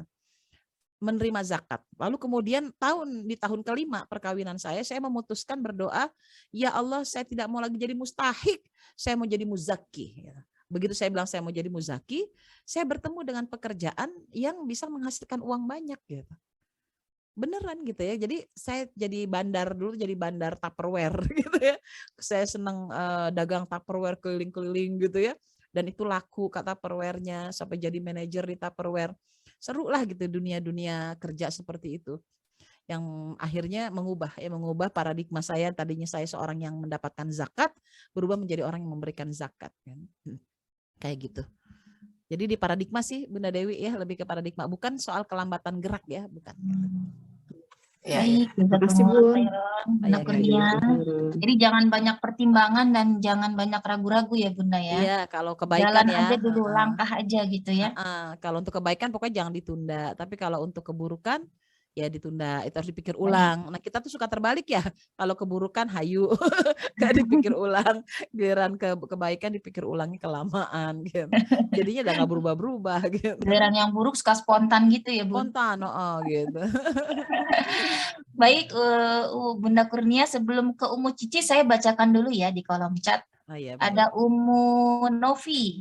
Bunda, bagaimana kalau anak suka ngomong kasar, di rumah diingetin, tapi kalau sudah ngumpul sama teman-temannya ngomong kasar lagi?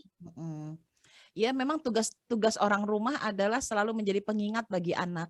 Jadi rumah tuh anggap aja kayak laundry gitu ya, laundry. Dia anak kita dibawa keluar lagi main, bajunya kotor kita cuci gitu ya. Jadi kita nggak bisa membuat anak kita steril ya terhadap lingkungan. Yang bisa kita lakukan adalah melakukan imun. Ya. Mereka mampu terlindungi dari lingkungan yang buruk. Ya mungkin awal-awalnya mereka selalu mengucapkan kalimat yang buruk. Nah di rumah kita tetap berkalimat yang baik gitu. Lalu mengatakan maaf nak, yang kalimat seperti itu mama nggak mau dengar lagi ada di rumah ini gitu ya. Terus ternyata dia kedengeran sama kita, dia ngomong kasar lagi, kita ingetin lagi. Terus aja begitu. Karena biar bagaimanapun anak yang akan menjadi parameternya bagi mereka adalah keluarganya. Ya, keluarganya. Selama keluarga yang tidak pernah mengucapkan kalimat yang kasar, maka itulah yang akan menjadi karakter dasar. Jadi karakter kasar itu cuma sebuah polesan aja supaya dia tuh, jadi anak tuh ngomong kasar sama teman-teman itu supaya diterima eksistensi dirinya sebenarnya gitu. Biar gue sama kayak dia gitu ya. Jadi dia tuh sebetulnya ada semacam pengen punya kesetaraan dengan kawan-kawannya, makanya teman yang ngomong kotor dia ikutan kotor gitu supaya dianggap gitu. Tapi coba bayangin ketika anak-anak kita ngerasa terasing ya di tengah lingkungan yang berkata-kata yang buruk, lalu tiba-tiba dia jadi ustadz gitu ya, badannya kecil gitu, dia jadi ustadz yang ceramahin, itu bisa dibully anak kita gitu, dimusuhin. Makanya dia suka memilih ya, akhirnya suka memilih hal-hal yang buruk. Tapi kalau anak kita memang punya imunitas yang luar biasa baik, dia memang solih, benar-benar soleh banget itu, dan dia punya power di tengah teman-temannya. Biasanya memang anak-anak seperti ini anak-anak yang terlahir jadi pemimpin. Dari keturunan kita tuh memang pasti ada yang dikasih karakter pemimpin. Jadi kalau main sama teman-temannya, dia bisa nasihatin teman-teman, awas ya, kalau main rame-rame ngomongnya jorok kagak boleh main di sini. Nah, dia berani ngomong kayak gitu. Itu ada tuh teman-teman yang model-model jadi leader ya. Dan biasanya kalau emang anak kita punya kapasitas itu, justru dia akan mempengaruhi orang lain menjadi lebih baik gitu. Yang penting sih di rumah sih Bun gitu. Saya jadi ingat cerita tentang adik saya ya dalam mengasuh putrinya gitu. Ketika anaknya pulang gitu, dia nangis gitu. Kalau nangis tuh nangisnya lama sekali, bisa sampai 1 jam lebih gitu. Dia melaporkan begini, mama tadi Bila dikatain sama teman gitu ya, dikatain sama teman. Siapa temannya? Mama gitu. Aku tadi dikatain sama teman, katanya aku bego katanya gitu ya. Mama aku dikatain bego sama teman-teman gitu. Siapa temennya? Anak itu terus menangis dan gak ngejawab. Akhirnya mamanya kesel. Iya, tapi siapa namanya bego? Katanya gitu. Artinya, paham gak maksudnya? Siapa namanya bego? Gitu. Jadi orang luar ngatain anaknya bego, mamanya ngatain bego juga. Gitu. Ya udah, gitu. Namanya sama aja gitu ya. Jadi maksud saya kalau di luar itu jelek, di rumah jangan, gitu. Jangan sama, beda lah. Masya Allah. Baik, jazakillah khairan Bunda. Ya, dipersilakan untuk Umu Cici untuk bertanya secara langsung. Umu Cici. Ya, assalamualaikum Bunda. Waalaikumsalam. Masya Allah materi ini, kayak saya sendiri tertampar sekali ya Bunda. Masya Allah itu kalimat apa kata-kata yang 90 hari menjadi kebiasaan itu apa sih namanya? Saya selalu mikirnya gini, kapan ya? Kadang ngelihat anak tetangga gitu ya, beliau sudah benar-benar terdisiplin sekali anaknya gitu ya. Saya pengen sih anak saya seperti itu, tapi kayak ngerasa kok susah amat ya. Ternyata memang waktunya minimal 90 hari itu ya. Iya, Di kitanya harus benar-benar apa namanya sabar. disiplin 90 harinya itu. Terkadang cuma kalau saya pribadi kadang rasanya kasihan gitu. Kadang-kadang ya itu mungkin kurang konsistennya, kadang rasa, ih anak saya terlalu padat nggak ya? Anak saya kasihan nggak ya? Kadang saya mikirnya ke situ gitu. Tapi akhirnya pas ngelihat ke tetangga juga, karena tetangga kebetulan sepupu gitu, kok bisa kok ternyata anak kecil itu yang menurut kita padat, tapi ternyata dia saya ngelihat enjoy ya gitu tuh. Ternyata bisa gitu, disiplin gitu bisa gitu. Nah itu gimana sih mengatasi supaya saya itu bisa, kan mau bikin jadwal tuh ya untuk kebaikan anak juga gitu. Tapi bagaimana supaya saya tuh nggak rasa kasihannya itu ke anak tuh nggak terlalu kayak akhirnya bikin jadi nggak disiplin, nggak ketemu tuh yang 90 harinya itu. Jadi akhirnya anak kebiasaannya akhirnya ya mengulang lagi.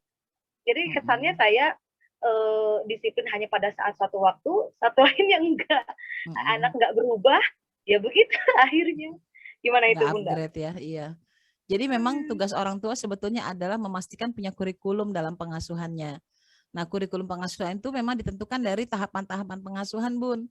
Jadi kalau masih usianya 7 tahun ke bawah, itu kurikulumnya memang harus tetap dengan pola, kalau kata Ali bin Abi Thalib, la ibuhum ya, sambil bermain. Belajar disiplinnya sambil bermain, belajar segala hal, aktivitas tambahan-tambahannya semuanya dengan kegiatan bermain. Mau belajar matematika juga bermain, mau menghafal Quran bermain, ya semuanya serba dalam kerangka bermain. Jangan memperhatikan anak orang bisa kok nggak pakai main, serius umurnya padahal udah di bawah 7 tahun juga gitu ya. Tetap aja kalau kata Rasulullah itu memang itu usianya anak bermain gitu ya, usia bermain. Dan Ali menegaskan itu. Metodenya adalah la ibuhum. Nah, kalau sudah naik ke antara umur 7 sampai 14 tahun, ini masa critical parenting yang sesungguhnya. Disinilah peran ayah dan bunda perlu mengatur skenario latihan yang lebih banyak, karena di sini sudah mulai pembelajaran adabuhum kalau kata Ali bin Abi Thalib. Jadi mulai penegakan adab. Nah, itu silahkan dicari, kan ada tuh buku-buku tentang adab ya. Walaupun tulisannya adab berdoa ya, dalam doa adab makan, adab kamar mandi, itu kan adab sebetulnya. Nah, seringkali untuk yang kayak gitu aja kita tidak melakukan secara konsistensi. Termasuk juga adab-adab menyapa orang, adab makan ketika harus, kan adab makan tuh bukan cuma doa makan dan sesudah makan, tetapi adab mengambil makanan, adab mengunyah ya, adab minum tidak berdiri, itu banyak sekali adab-adab yang ada dalam perangkat aktivitas makan saja. Itu untuk di fase kedua, inilah fase yang paling hektik memang. Saya menyebutnya fase terbanyak anak mendapatkan bekalan-bekalan pengasuhan dengan pelatihan-pelatihan yang penuh gitu. Jadi nanti ibu jadi tahu kalau anaknya kayaknya masih umur di bawah 7 tahun, kalau nggak terlalu penuh-penuh amat, nggak terlalu kosong nggak apa-apa. Yang penting dia memang diberi ruang belajar dan sambil bermain gitu, sambil bermain. Seperti misalkan ayo buang sampah pada tempatnya kan gitu ya. Saya punya di sini kan, di rumah saya ini bukan cuma, walaupun kami punya, anak saya sudah besar-besar, tapi di rumah ini tempat penitipan keponakan dari bayi umur bulanan sampai tahunan gitu, itu ada semua di rumah ini tiap hari. Jadi anak saya udah pada mahir ngurus bocah ya tiap hari. Dan itu ya kita latih, benar-benar dilatih. Ayo dirapihkan puzzle-nya yang sudah dimainin gitu ya. Ayo ini sampahnya dibuang gitu ya. Kan anak baru belajar jalan 2 tahun. Tuh dia semangat tuh kalau disuruh buang sampah gitu. Itu sambil bermain gitu. Kayak gitulah Bun pakai tahapannya. Nanti kalau sudah fase yang ketiga, fase 7 tahun ketiga itu, dia memang sudah punya kemandirian sejati, kedisiplinan sejati, tapi dimulainya dari 27 tahun ini. Jadi rumusnya 7-7-7. Kalau 7 yang terakhir itu kata Ali bin Abi Thalib menjadi sahibuhum, sahabat ya. Jadi kalau kayaknya punya anaknya udah di atas umur 14 tahun, 15 sampai 21 ya harus memerintahnya dengan gaya sahabat gitu. Mau bantuin Umi enggak gitu? Mau bantuin Mama enggak gitu ya? Oke deh, ntar Mama traktir deh, makan bakso deh gitu ya, gaya berteman gitu, karena sudah usianya usia anak SMA gitu. Udah kayak teman lah kita. Krusialnya berarti dari umur 7 sampai 14 ya, yang Iya, benar-benar kita. betul. Nah, anak Bunda umur berapa, Bun? 8 mau 9. Ya, Iya, boleh sudah. udah mulai latihan agak banyak nggak apa-apa. Tapi tetap jangan lupa di fase ini kan karena fase dia banyak aktivitas pelatihan apa? Terutama ini loh latihan keterampilan domestik. Kalau umurnya antara 7 sampai 14 tahun, domestik itu apa? Belajar nyuci piring, belajar masak, belajar nyerapin tempat tidur, belajar menyapu. Nah, itu bukan sedang belajar pekerjaan rumah ternyata, tapi sedang mengaktifasi otaknya menjadi lebih hebat. Nyuci piring ngapain? Nyuci piring itu belajar memilah ya, klasifikasi. Gitu. Nanti anak cerdas matematika dari nyuci piring.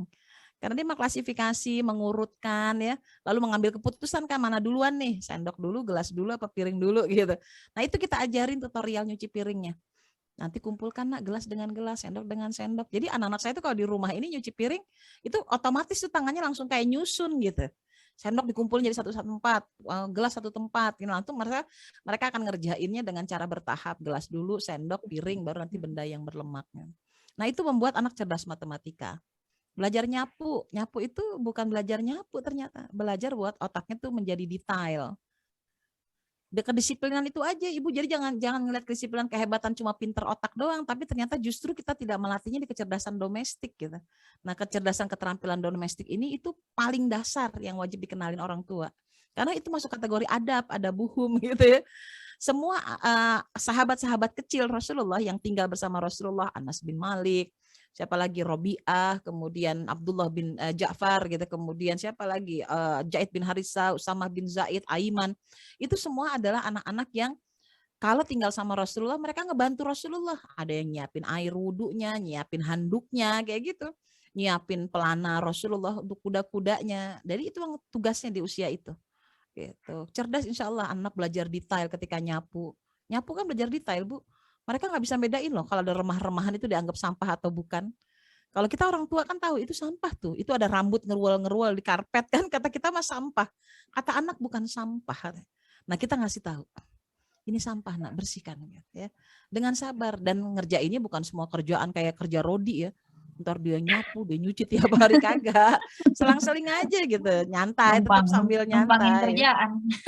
Ntar kita kagak punya pembantu di stop-stopin, jangan mama bantu mama. Lah kalau anak saya 4 enak Bu, anak saya tuh 4, usianya deket-deket, jadi mereka masuk dalam satu zona bersamaan, zona 7 tahun keduanya bareng-bareng, jadi saya punya pembantu langsung 4.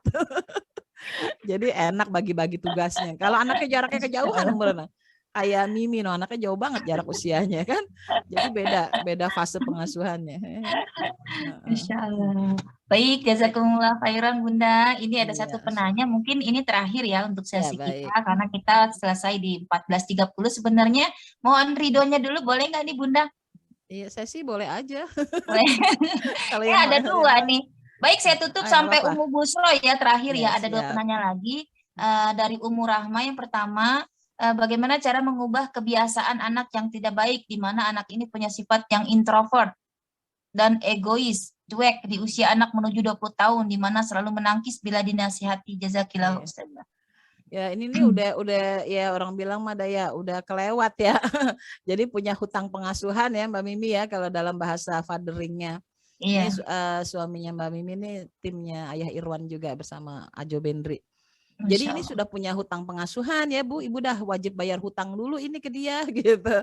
Jadi anak-anaknya udah terlanjur tertutup, masa bodoh ini disebabkan karena kitanya dulu tidak mentreatment beliau dengan tahapan-tahapan yang terbaik. Berarti sekarang adalah membangun empati dulu aja deh, kedekatan, sering minta maaf ya, sering ngajak main bareng, ngobrol bareng, terus membangun kepercayaan kepada mereka bahwa mereka bisa mengambil tindakan-tindakan yang tepat. Jadi nggak terlalu menggurui dan menasehati, karena kita yang salah dalam posisi ini, kita pasti punya hutang.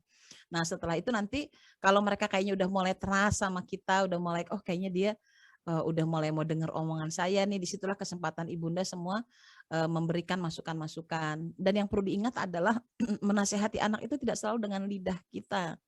Kita seringkali menginginkan semua yang kita ucapkan dilaksanakan oleh anak, sebetulnya nggak selalu gitu. Bisa melalui media buku ya. Kadang-kala saya itu kalau ngobrol sama anak yang sudah bujang begitu, saya selalu perginya ke mall memang, karena memang itu tempat di mana anak suka, atau pergi ke kafe di mana mereka bisa minum kopi, minum boba dan sebagainya, makanan kesukaan mereka gitu. Terus saya suka diskusi aja gini, tadi Umi habis nonton itu loh, videonya Renat Kasali gitu. Renat Kasali, kamu tahu nggak Renat Kasali? Nggak tahu.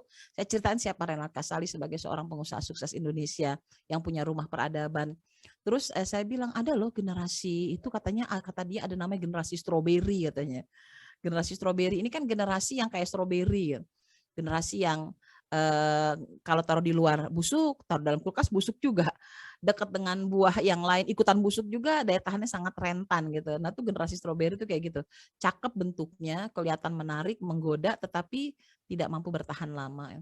Itu ketika saya ngobrol itu, jadi saya ngobrol nggak bisa pakai lidah saya, tapi pakai lidahnya Renat Kasali gitu. Yang saya ceritakan Renat Kasali sebetulnya itu adalah pesan saya untuk mereka gitu. Apa sih generasi strawberry? Generasi yang masa bodoh, cuek, kemudian dia selalu pengennya healing, healing, pengen nyembuhin dirinya, kena mental hurt lah, katanya jiwa gue terancam, gue butuh self reward, butuh hadiah-hadiah buat diri sendiri, butuh staycation, tuh bahasa-bahasa generasi strawberry, butuh untuk berhenti dari kebisingan, lalu aku bisa rehat, menyenangkan diriku sendiri, memberi hadiah-hadiah, belanja-belanja, itu generasi strawberry. Saya ceritain kayak gitu, terus ya ternyata dengan cara ngobrol tentang Renat Kasali itu membuat mereka juga berpikir tentang diri mereka sendiri. Kira-kira aku termasuk generasi strawberry nggak ya, Mi? Gitu ya. Ya nggak tahu, jangan-jangan Umi juga termasuk kena generasi strawberry karena Umi suka belanja-belanja juga gitu. Kan namanya saya kerjain sekarang depan internet kayak gini ya. Ya kadang saya sampai menjadikan ruang kerja saya ini kafe gitu. Ini saya sampai punya gelas yang bentuknya tuh kayak gini gitu ya, heksagonal, sendoknya sendok Korea, piring-piringnya juga ya. Ya itu sebelum gue kayak generasi strawberry gitu. Nah itu kalau kita ngobrolnya ngerasa setara kayak gitu jadi teman, karena ibu sudah anak 20 tahun sudah jadi teman, ya udah harus begitu gitu, ngajak ngobrolnya ke tempat-tempat yang dia sukai. Insya Allah Bun gitu ya. Ya tugas orang tua bicaralah dengan tadi bisa dengan kisah orang lain, bisa juga dengan bicara lewat doa Bun. Doa gitu ya, saya pengen nyapa anak saya kok susah ya Allah. Ubah aja mindset kita, nanti dia yang menyapa saya juga menegur dengan mudah gitu. Insya Allah kejadian lah gitu. Amin. Amin, amin, insya Allah. Jazakumullah khairan, Bunda. Ada satu penanya terakhir dari Ummu Bushra.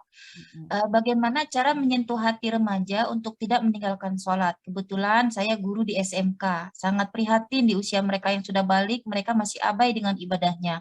Walaupun sudah diingatkan adanya surga neraka, padang mahsyar, tapi masih segelintir yang sadar. Ingin ada perubahan yang cepat seperti yang Bunda ceritakan tadi. Iya. Kebiasaan sholat ini memang adalah kebiasaan yang dilatihkan dari rumah ya. Jadi yang membuat para guru mungkin kadang-kala juga patah arang karena memang di rumah mereka tidak mendapatkan pelajaran basically sholat itu dari usia 7 sampai 10 tahun. Ya, 7 sampai 10 tahun. Jadi ada 3 tahun pembelajaran sholat yang sebaiknya dilakukan oleh orang tua nih. Nah kita sadari bahwa murid kita ini mungkin nggak dapat tiga momentum sholat dalam 3 tahun ini. Yaitu tugas orang tua selama 3 tahun memanggil sholat. Tugasnya memanggil sholat doang, bukan nyuruh sholat. Memanggil sholat katanya ya. Jadi bukan meminta anak sholat. Karena apa usia 7-10 tahun bisa jadi belum balik soalnya. Logikanya belum balik. Jadi memanggil sholat. Panggilan sholatnya sebanyak berapa? 5.475 panggilan sholat. Dan gak boleh kurang. 5.475 panggilan sholat. Dari mana angkanya? Dikali 3 dikali 365 hari dikali 5 waktu sholat. Maka angkanya 5.475 panggilan sholat. Nah kalau panggilannya cuma 2.000 dari orang tuanya, maka dia nggak dapat gitu, nggak dapat habit tadi yang 90 hari kerja kalau orang bilang gitu. Dia nggak dapat 3 tahun panggilan sholat itu. Karena otak itu bisa merekam pesan itu jika terjadi pengulangan sebanyak 5 kali. 5 kali dipanggil gitu, maka dia akan menjadi titik panggil di masa yang akan datang, menjadi alarm, alert disebutnya, kayak semacam bel ya, bel yang berbunyi kring kring kring waktu sholat gitu. Nah alert itulah yang tidak ditanamkan orang tuanya sebelumnya. Terus tugas guru ngapain? Ya tugas guru adalah terus memanggil mereka sholat gitu, menggenapkan, ngebantuin orang tua gitu, ngebantuin orang tua. Jangan lupa, nah tadi sholat subuh nggak sayang gitu ya. Jadi ketemu murid, gimana siapa yang sholat subuh hari ini? Kan mereka minimal malu. Minimal ya, namanya anak SMA gitu ya. Atau anak SMP gitu. Kita tanya siapa yang hari ini sholat subuh? Mereka kan pasti yang nggak sholat itu mau ngacung tuh malu gitu. Nah itu aja udah lumayan menghantam jiwanya, paling enggak dia sholat subuh tuh, karena dia khawatir kalau pas pelajaran ibu pasti yang ditanyain sholat subuh katanya gitu ya. Itu yang ditanyain, siapa yang kemarin nggak sholat isya? Tuh biasanya anak-anak remaja tuh suka ninggalin sholat isya. Sholat maghrib dikerjain, tapi giliran isya agak dikerjain, ketiduran katanya gitu. Itu juga banyak terjadi. Bisa dijadiin hal-hal menjadi pertanyaan di kelas. Atau langkah yang berikutnya adalah selalu bercerita tentang fadilah sholat.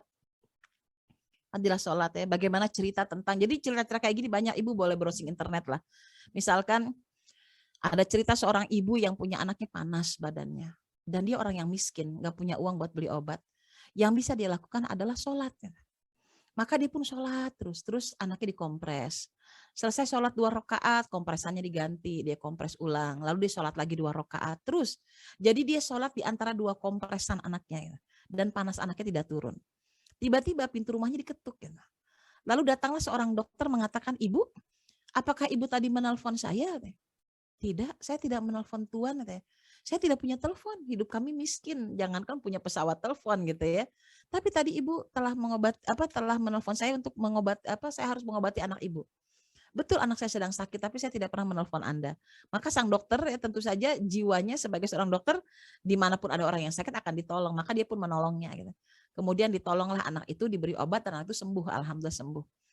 Lalu sang dokter bertanya gitu ya, "Berarti tadi siapa yang menelpon saya?" katanya gitu. "Saya tidak tahu," katanya, "saya tidak tahu," gitu ya. Dan panggilan itu jelas bahwa ada orang sakit dan saya mengobatinya. Dan sang ibu bercerita, "Saya tidak tahu, saya hanya melakukan sholat 2 rakaat di antara kompresan anak saya saja, itu yang saya lakukan." Nah, kesolehan ibu inilah yang menggugah sang dokter, akhirnya menyantuni ibu yang miskin ini setiap bulannya mendapatkan jaminan makanan sehat gitu ya dari sang dokter. Nah, selidik punya selidik, ternyata sebetulnya yang nelfon itu adalah tetangga sebelahnya yang rumahnya kaya raya gitu. Yang anaknya juga sedang sakit gitu ya, dan dibuat saja oleh Allah tetangganya itu dokter itu nyasar gitu ya, datangnya ke rumah tetangganya yang miskin ini, dan akhirnya membuat sang tetangga yang miskin mendapatkan pertolongan Allah gitu. Jadi orang-orang yang sholat itu sampai bisa menggerakkan gitu ya, menggerakkan orang lain untuk bisa datang kepadanya dengan cara yang ajaib seperti itu ya. Nah, itu sholat Bu gitu, sholat. Nah, banyak lagi cerita sholat lainnya seperti sholatnya Ali bin Abi Thalib gitu ya, nggak ditusuk pedang kagak ngerasa sakit gitu ya. Terus sampai akhirnya baru sadar pas udah selesai sholat, kok di badannya ada pedang gitu ya. Ternyata pedang itu ditusukkan ketika dia sedang sholat gitu, saking dia nikmatnya sholat. Lalu kemudian gimana cara mencabutnya? Ya pakai sholat lagi gitu. Nah, ini kan cerita-cerita keajaiban tentang sholat itu seringkali tidak menjadi pembuka ya. Di masa silam ketika anak kita masih kecil, nggak jadi pengantar sholat gitu. Maka dijadikanlah sebagai pengantar. Jadi walaupun jadi guru, walaupun nggak ada bidang agamanya Bun ya, Ibu guru SMK gitu ya, ya udah gitu, tetap aja kisah mah menjadi ciri khasnya kita jadi guru gitu aja. Hari ini Bu Guru mau cerita gitu ya. Wah, anak-anak pada langsung nyimak pasti gitu ya. Cerita apa Bu? Gitu. Ibu baca cerita dari ada sebuah video misalkan, apa aja gitu. Itu anak-anak terinspirasi Bu, paling senang sama guru yang selalu membuka kelasnya dengan berkisah gitu. Jadilah ibu yang pandai berkisah. Insya Allah deh anak-anaknya saya doain taat sholatnya. Jangan lupa bantuin orang tuanya manggil jadi 5.475 panggilan sholat. Boleh juga ya dikasih tahu ke mereka. Mungkin yang buat kamu tuh sekarang pada nggak mau sholat karena dulu ibu bapakmu kurang manggil sholat. Jadi sekarang beri kesempatan orang tua manggil-manggil sholat nak gitu supaya engkau betul-betul menjadi ahlus sholat gitu. Biarkan gitu ya, jangan marah kalau orang tuanya lagi manggil sholat berulang-ulang, jangan ngambek, jangan baper, beri kesempatan tubuhnya itu mengaktifasi ya latihan sholatnya secara alamiah dari panggilan sholat orang tuanya gitu. Masya Allah, tabarakallah. Alhamdulillah, Ummu Bushra, semoga masukan dari Bunda Kurnia ini menjadi peluang dakwah yang lebih besar untuk di sekolah Ummu Ica. Semoga menjadi amal solih setiap kebaikan yang lahir dari kebaikan yang Ummu Bushra ajak dan contohkan. Amin amin ya rabbal alamin. Baik Bunda, kita sudah waktu menunjukkan pukul 14.42, sudah lebih 12 menit dari waktu yang dijanjikan. Jazakumullah khairan Bunda atas kesediaan waktunya menambah jam beberapa menit untuk kita semua. Alhamdulillah pertanyaan sudah terjawab, diskusi sudah kami bahas bersama. Kita tutup sesi kajian hari ini dengan membaca hamdalah. Alhamdulillahirabbil alamin. Kita juga menutup dengan membaca surat Al-Asr. Bismillahirrahmanirrahim. Wal asr innal insana lafi husr illal ladzina amanu wa amilus solihati wa tawashaw bil haqqi wa tawashaw bis sabr. Semoga apa yang kita dapatkan hari ini menjadi kebaikan untuk kita semua, juga apa-apa yang kita dapati menjadi amal soleh untuk Bunda yang mengalirkan pahala tiada henti. Alhamdulillah, jazakumullah khairan atas semua materi Bunda. Kita nanti bertemu lagi dengan Bunda di bulan berikutnya. Insya Allah kita akan ada rencana kopdar nih Bunda, halal bihalal. Semoga di pekan rencana pekan ketiga di bulan Syawal kita akan kopdar. Semoga Bunda punya kelapangan waktu nih, kita tag dari sekarang. Lagi umroh kayaknya. Masya Allah, Masya Allah. Karena kan saya 14 Mei saya di Turki, lanjut umroh dari tanggal 26 Mei sampai ke 9 hari ke depan. Masya Allah. Juni ya. Aduh, udah banyak sibuk lagi nih kita, udah kayaknya susah nih sekarang manggil-manggil Bunda lagi. Ya, online-onlinean dulu deh, nggak apa-apa. Iya, mudah-mudahan giliran kita manggil nggak susah nih Bun ke depannya ya Bun. Mudah-mudahan insyaallah. Baik, jazakumullah khairan Bunda. Umahat, mohon maaf bila banyak kesalahan dalam pendampingan hari ini. Yang benar datangnya dari Allah, yang salah dari Mimi pribadi. Mimi mohon maaf, juga mohon ampun kepada Allah.